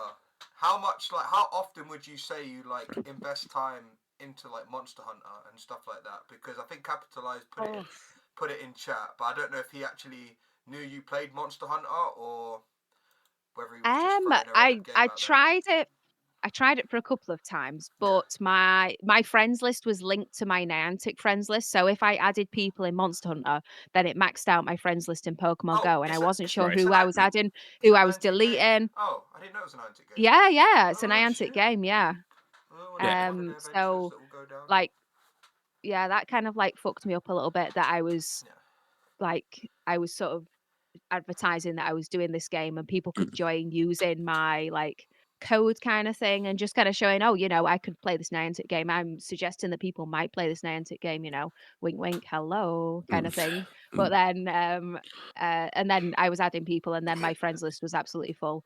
But I kind of went back to it today because of the whole Pokemon Go and the incense and the range extended items, whatever they're called. They you know what I mean? I'd have to pull it up off the internet now to figure out exactly what it's called. But there's actually items in Monster Hunter that extend your like reach range.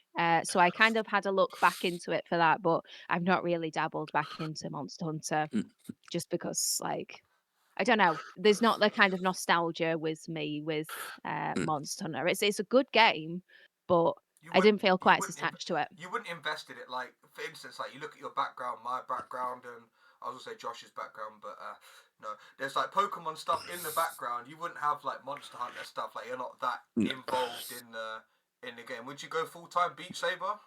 Would that be a play? That's a bit difficult, because then like Beat Saber's really like stressful sometimes. Like there's so many updates and stuff, and then things are wrong, and then it's kind of stressful on your brain as well. Like well, I mean, you're sitting there with like a pair of VR goggles on for like 3 hours, and it's kind of it's a lot. It's a lot on you. Yeah. And then the heat waves in the summer as well. It's just completely ridiculously hot, and it's impossible to just play any kind of VR, which is why I got into Pokemon Go.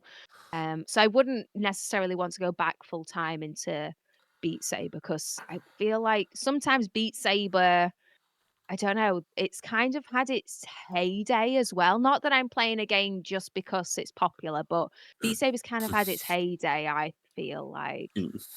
When did Um, it come out? Like, again, like Came out a while ago. my only It came experience out with a while ago.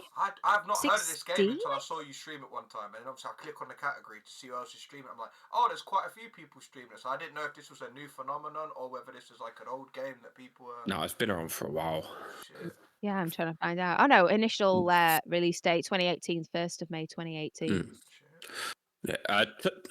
Thomas, have you played any VR games?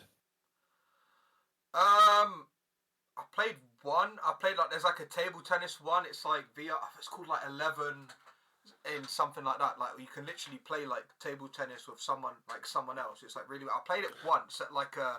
I don't have like a VR set or anything. I played it once at like a table tennis event I went to, like a big like proper one, and they were obviously advertising, and I think it was part of a sponsor for an event, and you can play like the table tennis VR. But other than that, like I've never really engaged in VR in any sense. See, because my VR experience sucked. Oh god. Oh god, what did you do? All right, so I used to play a game called Destiny. I was really good at it. And there's a yearly convention called EGX, happens in England. Eurogamer. Me and my team went there, and we entered the tournament there, and we won. And we all won a PlayStation 4 Pro, which was compatible with PlayStation VR, right? And this was literally when PlayStation VR first came out. And I was kind of like, no, I'm not really interested. Until I saw you could play Resident Evil 7 in VR. And I'm like, that is going to be fucking... Why did you go so close into the No. Yeah, dude, I'm like, this is going to be fucking cool, right? Resident Evil, virtual reality. Like, let's fucking do it. So I bought the VR, fucking headset, fucking everything.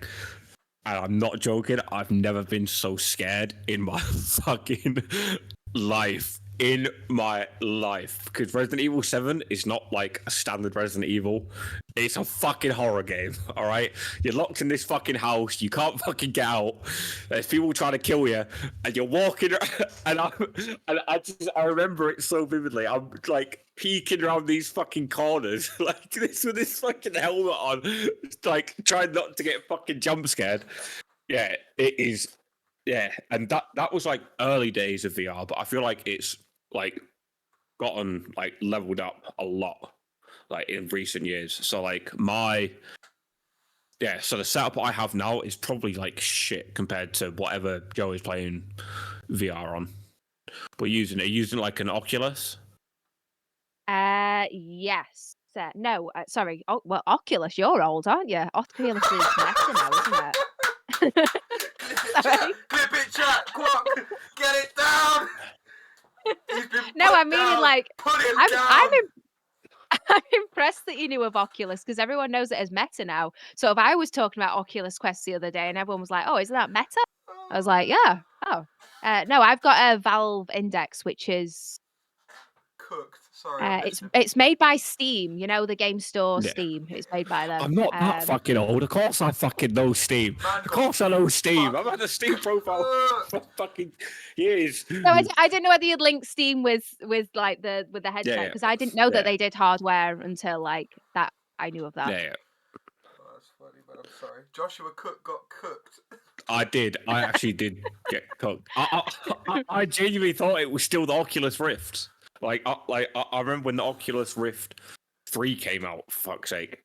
Oh wow. Like, Okay. Yeah. Yeah. Somebody, I had the 2. Someone in chat's asking, because at the time the Oculus Rift 2 was like such a massive like technological advancement into like VR, right? But it was fucking expensive though, right? Oh yeah. They were pricey. Like the Quests now that are coming out are like I mean they're still a fair price, but like the Quest 3, I think or was it the 2 when that came out? That was only like $299, I think, which is that's so cheap, man. cheap. That makes me feel sick. When I think for my PlayStation VR when it came out, I think I paid nearly $600 for that. Yeah. yeah, that was not it.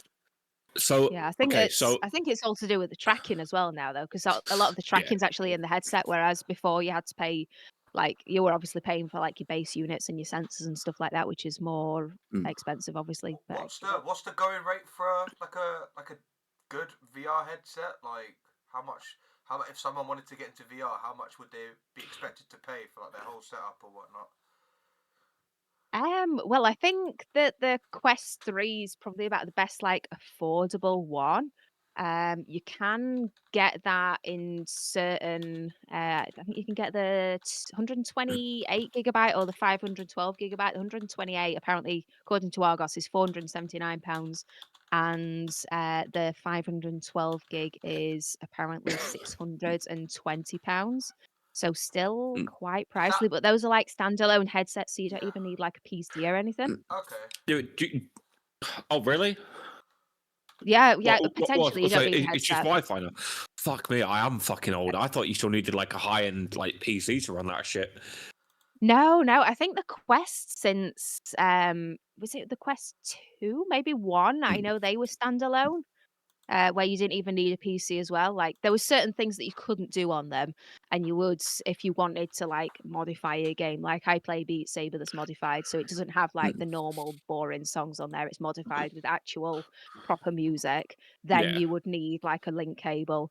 Oh, there we go. Mm, Zastai's in chat now. Zastai's just bought a Quest 3 and it's pretty damn good. He says, just need Wi-Fi for that. But yeah, mm, like the Quest 3 is literally like all it's you know what you see in sci-fi movies, that's what the Quest 3 looks like. Because Okay. from the clips, I don't personally have one, but from the clips, I've seen people that are literally sat there on a physical piano in real life, and they've got the headset on, and mm. the headset's teaching them how to play the piano with, Oh like, shit. almost like Guitar Hero style notes coming towards you. Yeah. I've seen people watching YouTubes while doing the parts. Yeah, there's just some massive, Yeah, crazy sci-fi stuff interacting it into real life rather than it being like a whole different gaming thing. That's lit. yeah, that is crazy though. Like, I don't know. Like, I, I kind of feel like it's a concept that didn't take off as much as people thought it would. Yeah, Um, I feel like I feel like it is too expensive still. Um, so many problems. yeah, for definite. And for like 479, like you could buy an Xbox, Yeah. and I mean, like I said, I don't know anything about VR. I'd imagine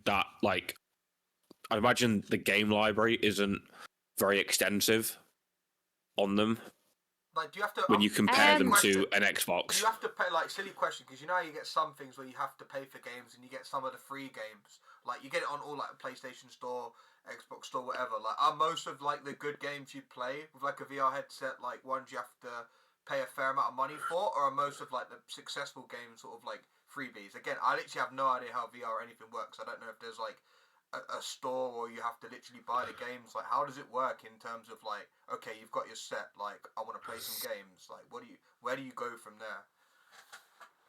well, if you've got a headset that you connect through your PC, most people will buy it through the Steam store, but Okay. Quest users will buy it through like the Meta store, and buy it through there rather than like buying it elsewhere. Yeah. Mm, Um, but I don't really know. The mm, only real games that I bought are Beat Saber and the odd other ones, mm, but they will be sort of initially cheap-ish, but then there'll be like DLC packs where it'll be like extra music packs that you can buy as Okay. like an mm, add-on, and they're sort of last time I bought one, it was like £6, £7 for a music pack, which is a fair sort of whack when you think about For a how much the DLC. game initially mm, bought, and then Yeah. the next ones they'll be the same sort of prices again. mm, There will be the odd free games, but as far as I know, I think not that long ago there was a company that was trying to make almost like the Xbox Pass, but like a VR kind of pass Ah. where you paid mm, Okay. like a monthly mm, subscription Yeah. and Yeah. it would give you access to certain games for so long. I don't know whether that actually mm. took off. I know that they were bringing that out. I think that I think I had an email from them like about a year ago, but I don't know whether it took off really. Do they have any familiar titles? Like, do they have like, would for example, like the ones off the top of my head, do they have stuff like Just Dance or stuff like that, or is that like, are the games on VR Um, only gonna be like games you can play on VR? There's not gonna be any other titles. I don't think Just Dance do VR amazingly Well, enough for I'm such a big gutted. company. I would have got all over that Uh, Just Dance on VR. That would have been quite fun. yeah, yeah, I'm really tempted to get a Switch just to play Just Dance because yeah, it's amazing. Um, off the top of my head, I don't actually know many VR titles to be honest. Like I say, Beat Saber used to be the biggest one, more or less. Yeah. But a lot of other companies are kind of bringing it into it too. But I don't know. There doesn't seem to be a massive hype like you say about VR. Like Yeah. yeah, and then Mm. companies that are doing VR headsets, they seem to be like catering it more into how it can help you in real life rather than gaming. Mm. Okay. Yeah, I think that's fair. So have you been part of the God, what was it called? The metaverse was the big thing Facebook was trying to push with like crypto and I remember that. stuff like that. Did you like dabble in that in like the VR where you could like buy a virtual house? Oh God, no, no. No, no, because that was like I think there was a thing I read about that like from recent weeks where they announced like a massive loss on that. It was like around the whole like cryptocurrency hype, and people were selling like stuff in the metaverse type thing. Oh right, no, no, I'd not really Yeah, heard much mad. about that because yeah, because I know that when you buy a Quest, Meta Quest, you do actually have to like sign in through your Facebook and stuff like that, and it's all Yeah. like linked to your Facebook, Mm. which is one of the reasons why I didn't want to get like a Meta Quest because I didn't like the whole linkage of it, and I don't Right. know, Okay. I'd had like Oculus stuff before, and it wasn't quite as good. I'd had like the Quest. I can't remember which ones I actually had. I've had a few different headsets, and the microphones Mm. weren't quite as good, and then yeah, Mm. just the Valve Index seems to be the one that a lot of Mm. streamers seem to be using.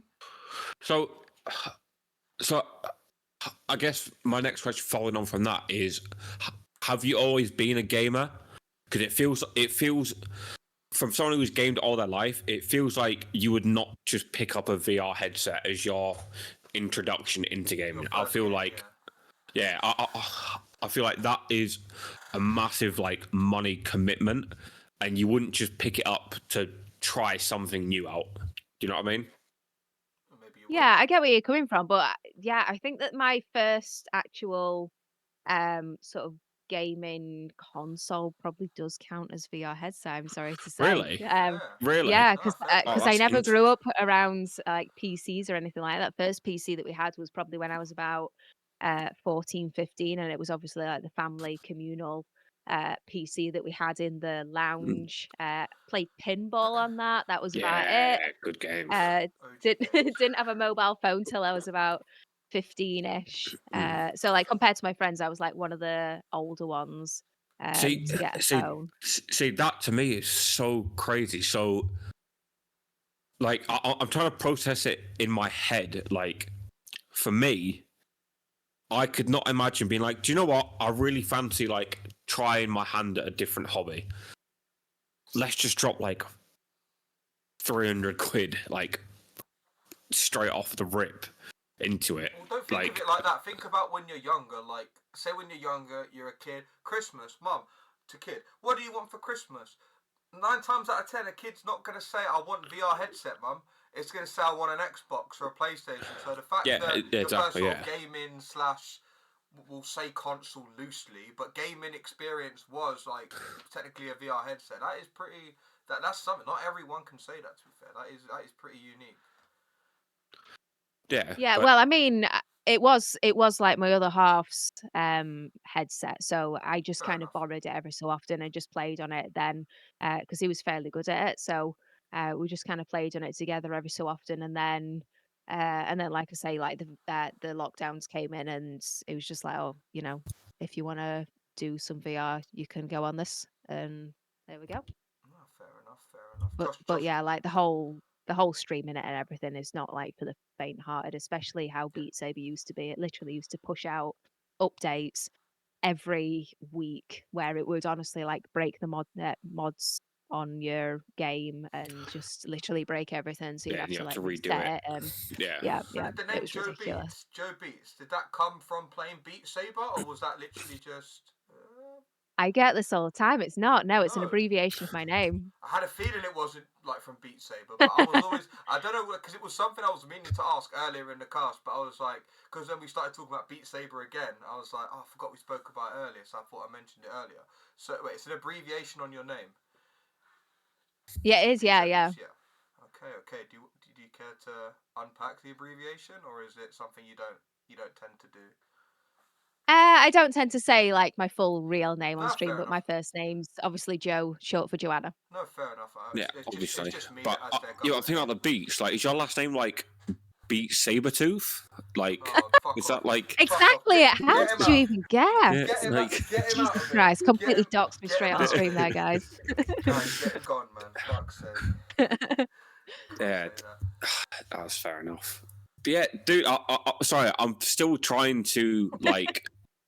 I'm still trying to like unpack it like in my head how VR was your first gaming experience. Like, as someone who grew up like PlayStation 1, GameCube, like your first real gaming being VR, and then from there you were like, yeah, do you know what? I'm gonna stream it, and then you've kind of built this community around it. Like that is really crazy to hear because, like I said, I don't know anyone whose first gaming interaction was VR. Literally, I could not tell you anyone, and I've played. You do now. Yeah, but I have played online games since I was like 13 years old. Yeah, that's not a flex.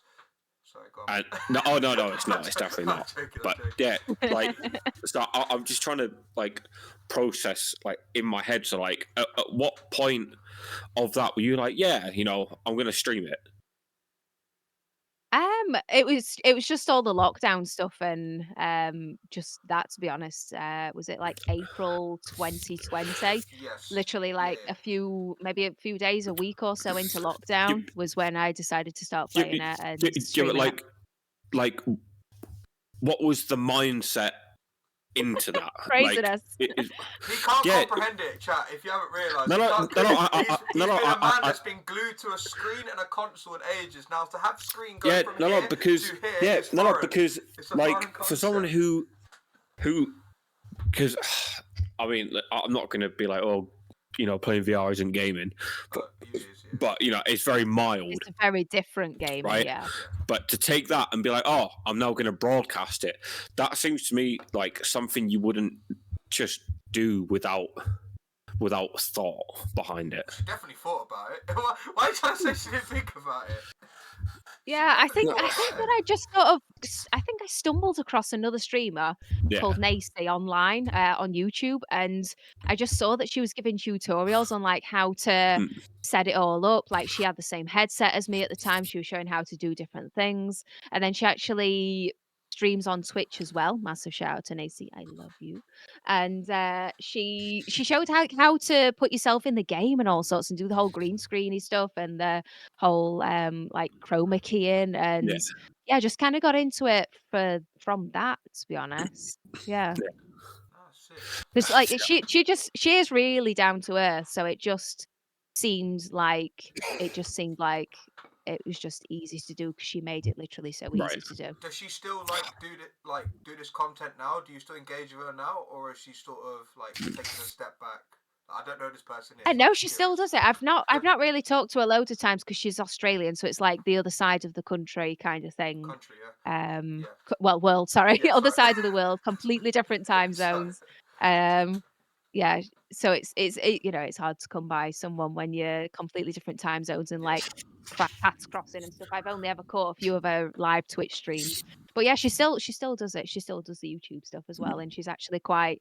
I think she's actually a Meta partner as well now, which is pretty cool. Yeah, and being sponsored by a fair few different gaming companies as well, and VR companies, and goes to different studios and film stuff. Yeah, she's just amazingly cool and just normal as well, which is really nice. Have you done any sponsored streams yet, or had any companies approach you for sponsored streams?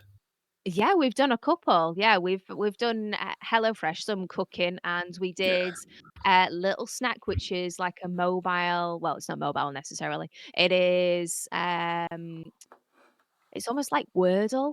but they do 4 different games per day, 4 like mini games, and they sponsored me to stream as well. And then we've done Ant Legion as well, where we streams out on mobile too.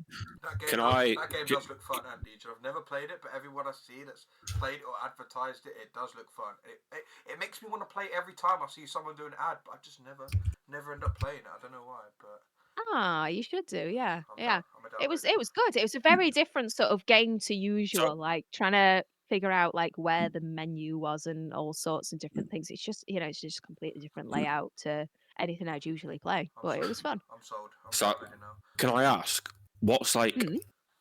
what's like the payout on these sponsorships on the streams? Like, are we talking like worth it? Oh yeah, they're definitely worth it. Yeah, because that's where I've kind of wanted to go lately with streams. Like I've always encouraged people to like follow me on YouTube and Instagram, TikTok, Twitter, and stuff. Because then one follower on Twitch can then potentially count as like 5 outreaches. So if companies looking for you to sponsor, they'll look at how much outreach you've got. So if that one person on Twitch has then followed me on other things, like they're literally like quadrupling it, whatever it is, whatever the word is, quintupling it. I don't even Twelve know. times your buff or Yeah, quintuple, yeah. Yeah. Okay. So all right. So let's kind of go into the scenario. So I have said that my goal for this podcast by the end of the year is I want to have a beer sponsorship. Right. Oh Right. Right. wow. I Okay. want right because it makes sense. So as someone who is like, so the way you approach internet, like social media, I feel like you're very proactive, and I feel like you know how to build your brand, right? Because you're always like posting or streaming on Instagram. Like posting your stream on Instagram, and then Twitter as well, probably TikTok as well, I would imagine. So like, I guess like how, like, what advice would you give to me and Thomas when it comes to like trying to build the brand to get noticed, to have those kind of opportunities arise? I think it's difficult to get actual like sponsorships. I've never actually get managed to get like a full sponsorship. Right. But I think literally just consistency and actual like quality content is probably the way to go because they're Well, wanting something that does look clean. And obviously if it's alcohol as well, it's the whole um, you know, goods association with alcohol rather than like being drunk and mindlessly off your face. You need to be well, have we're fucked. you need to have like a clean sort of look about you. Yeah. Well, so for example, so we're currently doing a thing for our YouTube channel where if we get 200 subscribers by the middle of April, I'm going to get a tattoo of I Booze You. Is what it's going Oh, to be. okay. So, so something like that. So we have the clip.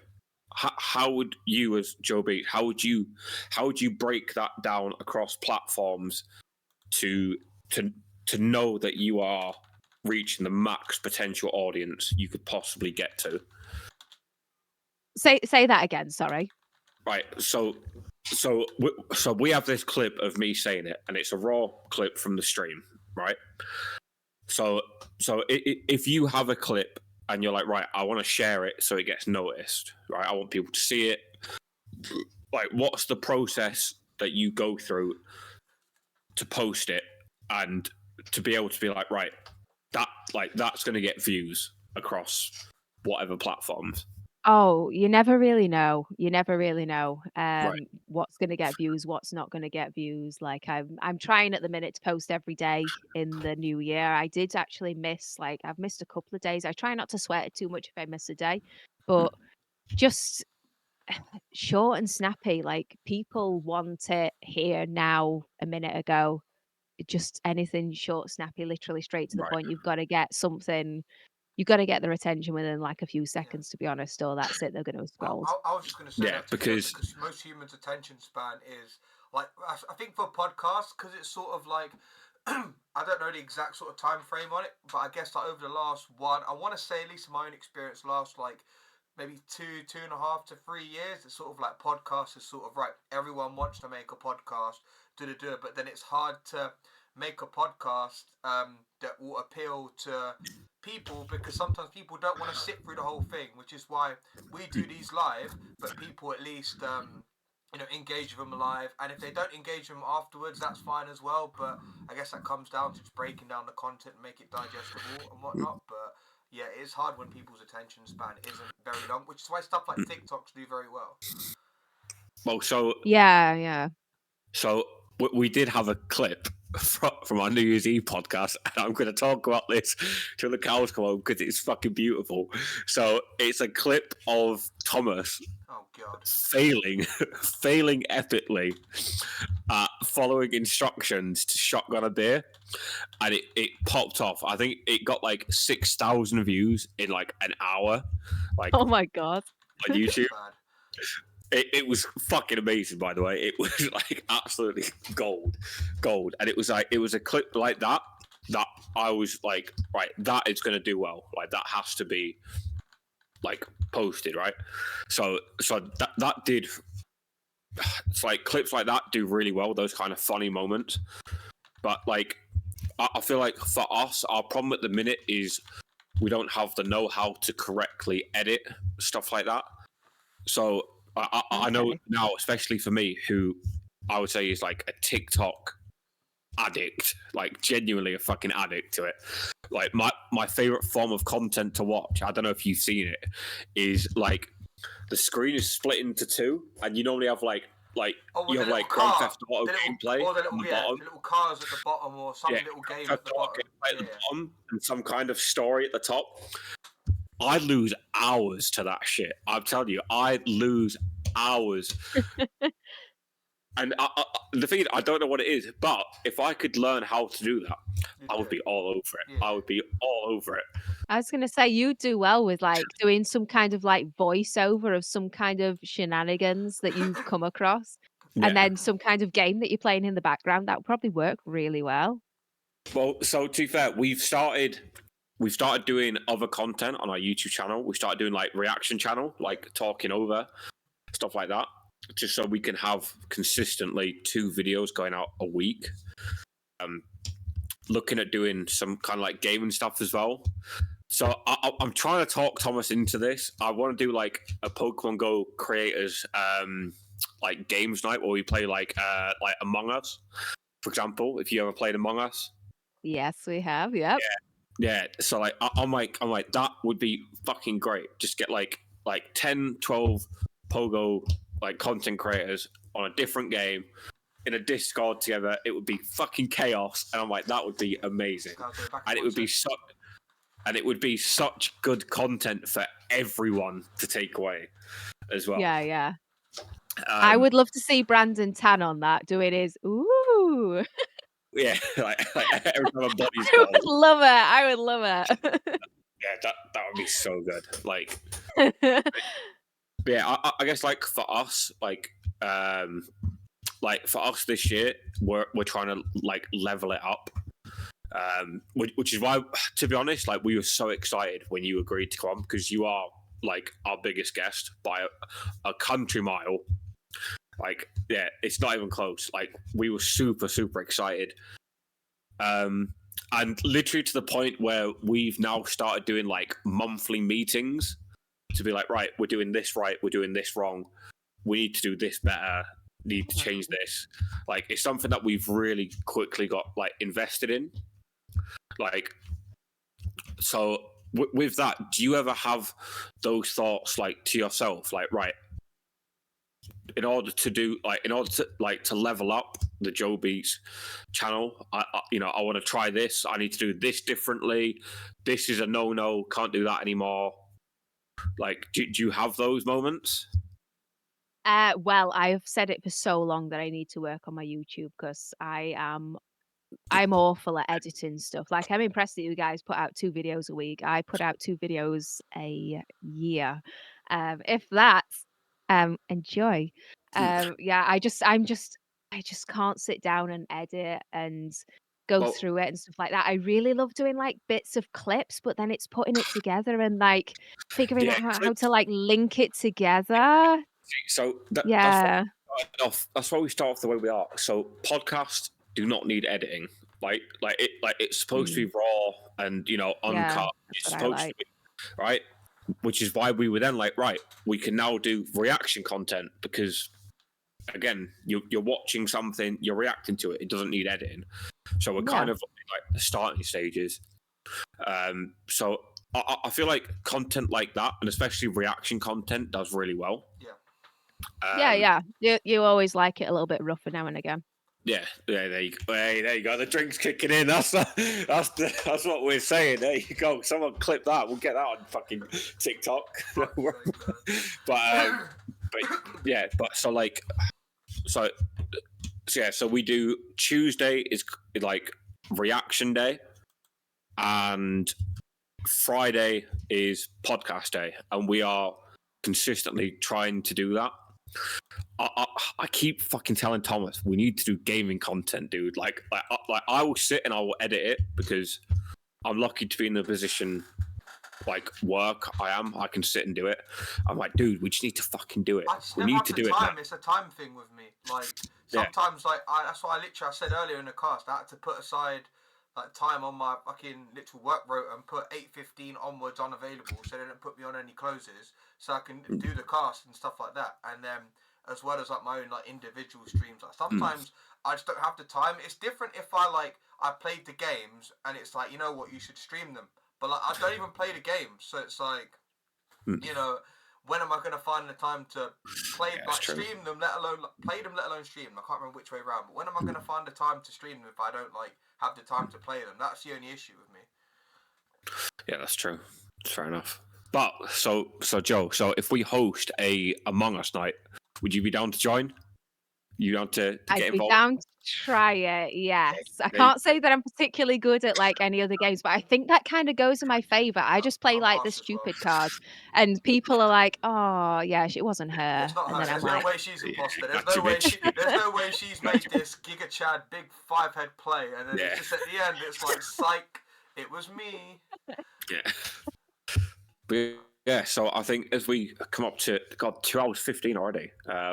Thomas, you got anything else you want to add Not that I can think of. Not before we start wrapping it up? No, guys, just want to appreciate all you guys for being here for the first live episode of 2024. Yeah, man. We're looking Much love to you all. We're looking to keep upgrading the podcast in like every sense, in terms of like content, in terms of the guests. Like I think I heard Josh saying as I was leaving the room to go to Little Boy's room that Joe's been the biggest guest we've had so far. So we're gonna try and keep upgrading on the guests, get amazing guests in. You know, just That's people it. with stories to tell. Look, I know what she's saying. There's like, look, that wasn't meant as a term of offence, but we're just trying to level up in every sense, guys, and that comes with the production, the content. But, do you wanna shovel? Oh, Yeah. if you've got one, yeah. Digging that hole. I ain't got one here. Right. Got one here. So sorry, Go on. carry on. I was just gonna say, Alprox has just asked in chat, how did the no unlimited raid passes impact your IRL streams? Oh, yours, I think. Yeah, definitely not mine. Yes. Yeah, that's just the answer. Yes. Yes, it did. I mean, not loads, because like at that point when they limited it, I was still sort of on the build up to level 50. So I think there was a lot of hype still around me trying to get to level 50 within or as close as I could to a year. Which Going is from amazing, 0 by to the 50. way. Like genuinely, that Yeah, is insane. it was a good grind. It was a good grind. Like as someone who is an XP grinder, I'm on 1.15 billion XP Is that it? now. Oh my god! Wow. Right. So last year I did nearly 400 million, and that was playing quite hard. So to get to level 50 in 1 year is like that is like a big achievement, right? Like, Yeah, I enjoyed it. Like, there's so many times where I'm literally so close to just deleting this account and just starting all over again because I just enjoyed it so much. it was good, wasn't it? Like that whole climb. And to be honest, I love the quests. The quest from level 40.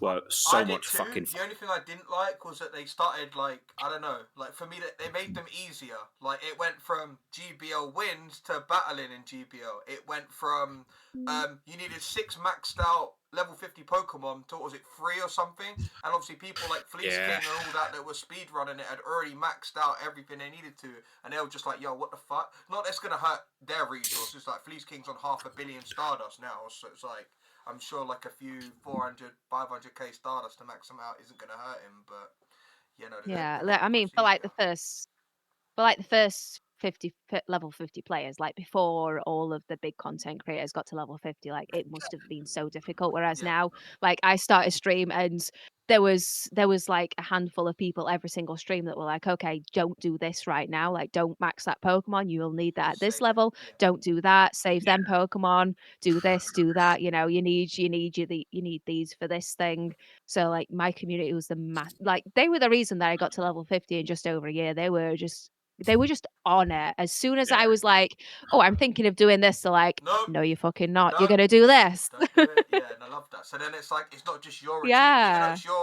it's it is your achievement, but then it's like everyone was part I of the know it was it process. was So it was it's mainly them, to be honest. It was honestly mainly them that just pushed me along the way. It was really good. And then them just cheering me as well. Even if someone didn't know what like some of my original community that came over with me from Beat Saber, some of them didn't know about Pokemon Go, but then they restarted the game up and they kind of oh played it well, along with me and they cheered me along, which was really nice. Yeah. that's Oh, cool. we love that. We love that. Yeah. Yeah, so as we come to wrap this up now, Joe, the thing we like to ask all our guests is we ask our guests to kind of nominate someone who they would like to see come next, and it can be anyone. Doesn't have to be doesn't have to be a Pokemon Go creator. It can be anyone you want. We do, however, normally do a shot as we ask this. So if you want to do it, it's completely up to you. It's completely optional. Okay, I'm gonna have to And think of someone to come on now. Gary Barlow says O2. Gary Barlow. and I'm sure Thomas will agree when I say it. Thank you so much for your time and coming on tonight. It's been a blast to sit and Yeah, get it's to. been really fun. I can't believe it's been 2 hours. Like, That's yeah, what we say. Yeah. crazy. We say the same Well, thing. It's like our New Year's episode. Like all our episodes usually probably fall within this time, sort of time frame. Yeah. But then the New Year's episode, 4 hours, and then 4 hours, 10 minutes. we The last were one we like did. hammered, and then afterwards we didn't want to do any GBL or anything. So what we did was we just went live in the just chatting category, looking at sent both of us on a duo, both like, all right, you should. What do you think of this song? Because we're known to have very different tastes in music. So it was like, oh, I think you should listen to this song, and we're both talking. It We're was basically so doing funny live though. reacts, but we were both hammered. So it was It was so funny. We're both there with like one eye open, like yeah, it's just fucking great, like absolutely gold.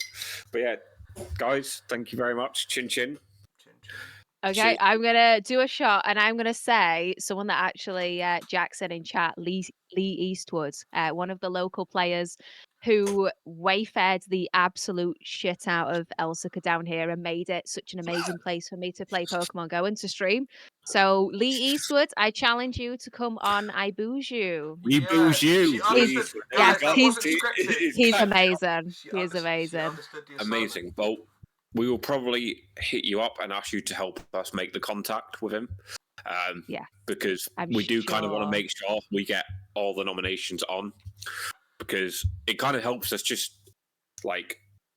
it kind of just helps us get to know more people, right? That otherwise you would probably not interact with. That's kind of the point of it, right? Because we started off doing Yeah, mutual 'cause- friends, but then we started Yeah. as the more episodes we did, the more nominations came. It was like for instance, like Matt Beer. I don't know if I think you might have heard of Yeah, Matt yeah, Beer. I know of Matt. So like Matt Beer was like, We're lucky friends. Matt, you need to sort that lucky trade out. What's wrong with you? But so then Matt was like, you should get Pocket Monster Max on, and neither of us I'd heard of Max. Obviously, Josh hadn't, and now Max is probably one of the most down to earth guys I've probably ever spoken to, and one of the best guests we've had on this channel. So we just want to get to learn more about people, and we want to just it's almost like we're at a social now. We just want to speak to people. Yeah, that's the and point of it. obviously, That's yeah, literally it. because of where we all live in, country, and some of our guests different parts of the world, it is difficult. So that's why I always like appreciate the socials when they're there, and we've definitely appreciated having you on tonight and you bringing your community here with you as well. Yeah, no one's done that for us, love so you all. we appreciate that a lot as well. Aw. Yeah, we love that. Crocodile in chat asked if Joe is going to Liverpool for the regionals. I am. I'm heading there on the Sunday. Unfortunately, I can't make the Saturday, but I'll be heading there on the Sunday. I need to organise closer to the time, like exactly where I'll be when, so that I can do like a bit of a meetup. Okay, so I'm going to hold you to this now. So does that mean Thomas can actually have a drink in person? No, just say no. Is that what you're saying? Just say no if you don't want to. She's been through a lot in this podcast. Because me and Thomas are both going to be there for the weekend. Well, I wouldn't necessarily be able to drink a lot because I'll be driving to Liverpool. Joe, we didn't say a lot. Whoa! We didn't say a lot. I'm going to say, Joe, I won't hold you to this. It's MrAvalanche that's being this. But no, say if you're around, then whatever. Like me and Josh will pretty much, because the socials, we've been like vocal with each other about it. But I'm gonna be real. The socials, like, it's the same venue for 3 nights, which we find a bit strange. Like, I feel like, I went to Liverpool last year and it was great. We ended up going to like Pop World, just going everywhere. Like, you're so old. No, just different. Coming from you, listen, you Oculus, sit down, right? But so we went everywhere. But for some reason, all the socials are happening in the same venue. So yeah, if you're like out and about, then say like we can definitely do some. It doesn't just have to be the 3 of us. Like we're just gonna be wherever. There's gonna be like, tons of us. There's gonna be loads of us. We don't sit in the corners like little gremlins, just like this with our fucking beers. And there's always fucking loads of. Why did you have to word it like that? I worded it because I don't know what the venue's like. Like, I have no idea about how many people are gonna go either. But the only reason I went Pop World is because Ilian took me. We're not going to Pop World. We are grown men.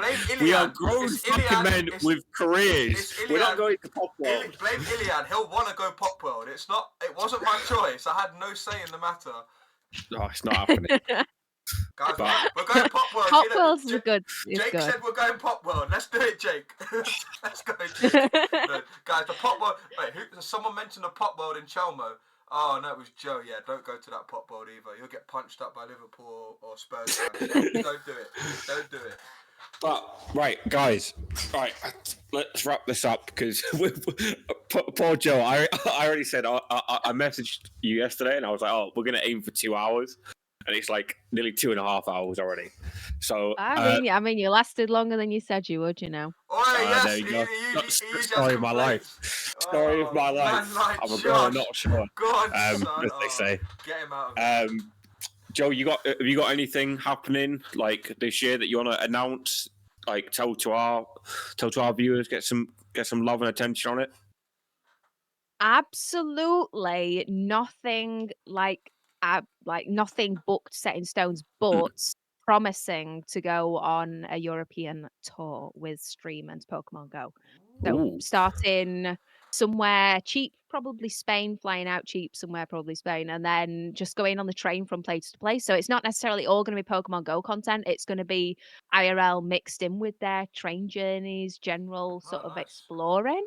So that's kind of the plan for the summer holidays. That's going to be my summer holiday, and Pokemon Go and streaming as well. That's awesome. So, but nothing's set in stone. We get a shout out for Joe in chat, guys. To be fair, that actually sounds really cool. Which I really hope you do YouTube content for that, because that would actually be pretty amazing. So we have your nomination as well. Thomas, you want to wrap this up? Yeah, guys. So it's been the first live episode of 2024. I Boozy, episode 17. So as we speak, episode 16 is on YouTube and Spotify. So check that one out. That one was a pre-recorded cast because we were quite busy around the time. Josh was in I feel like he was in Lanzarote, then he was in Rome. This guy was just everywhere. Like, he's literally Pitbull. Like, he's literally Mr. Worldwide. It was you that was away. It wasn't me. No, but listen, you were away for time. Right, anyway, guys, I Boozy, episode 18. We are gonna end the stream here, and then we're gonna go live again for some Master League content.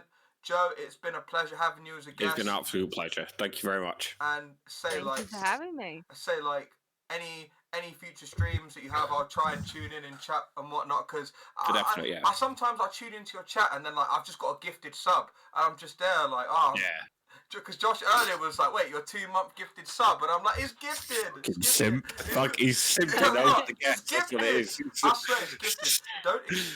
Listen, it's gifted. Right, guys, Joe, we're going to let you go now before Josh says something he'll regret and I'll hurt him. But, guys, thank you for having me, and thank you everyone in chat for being there.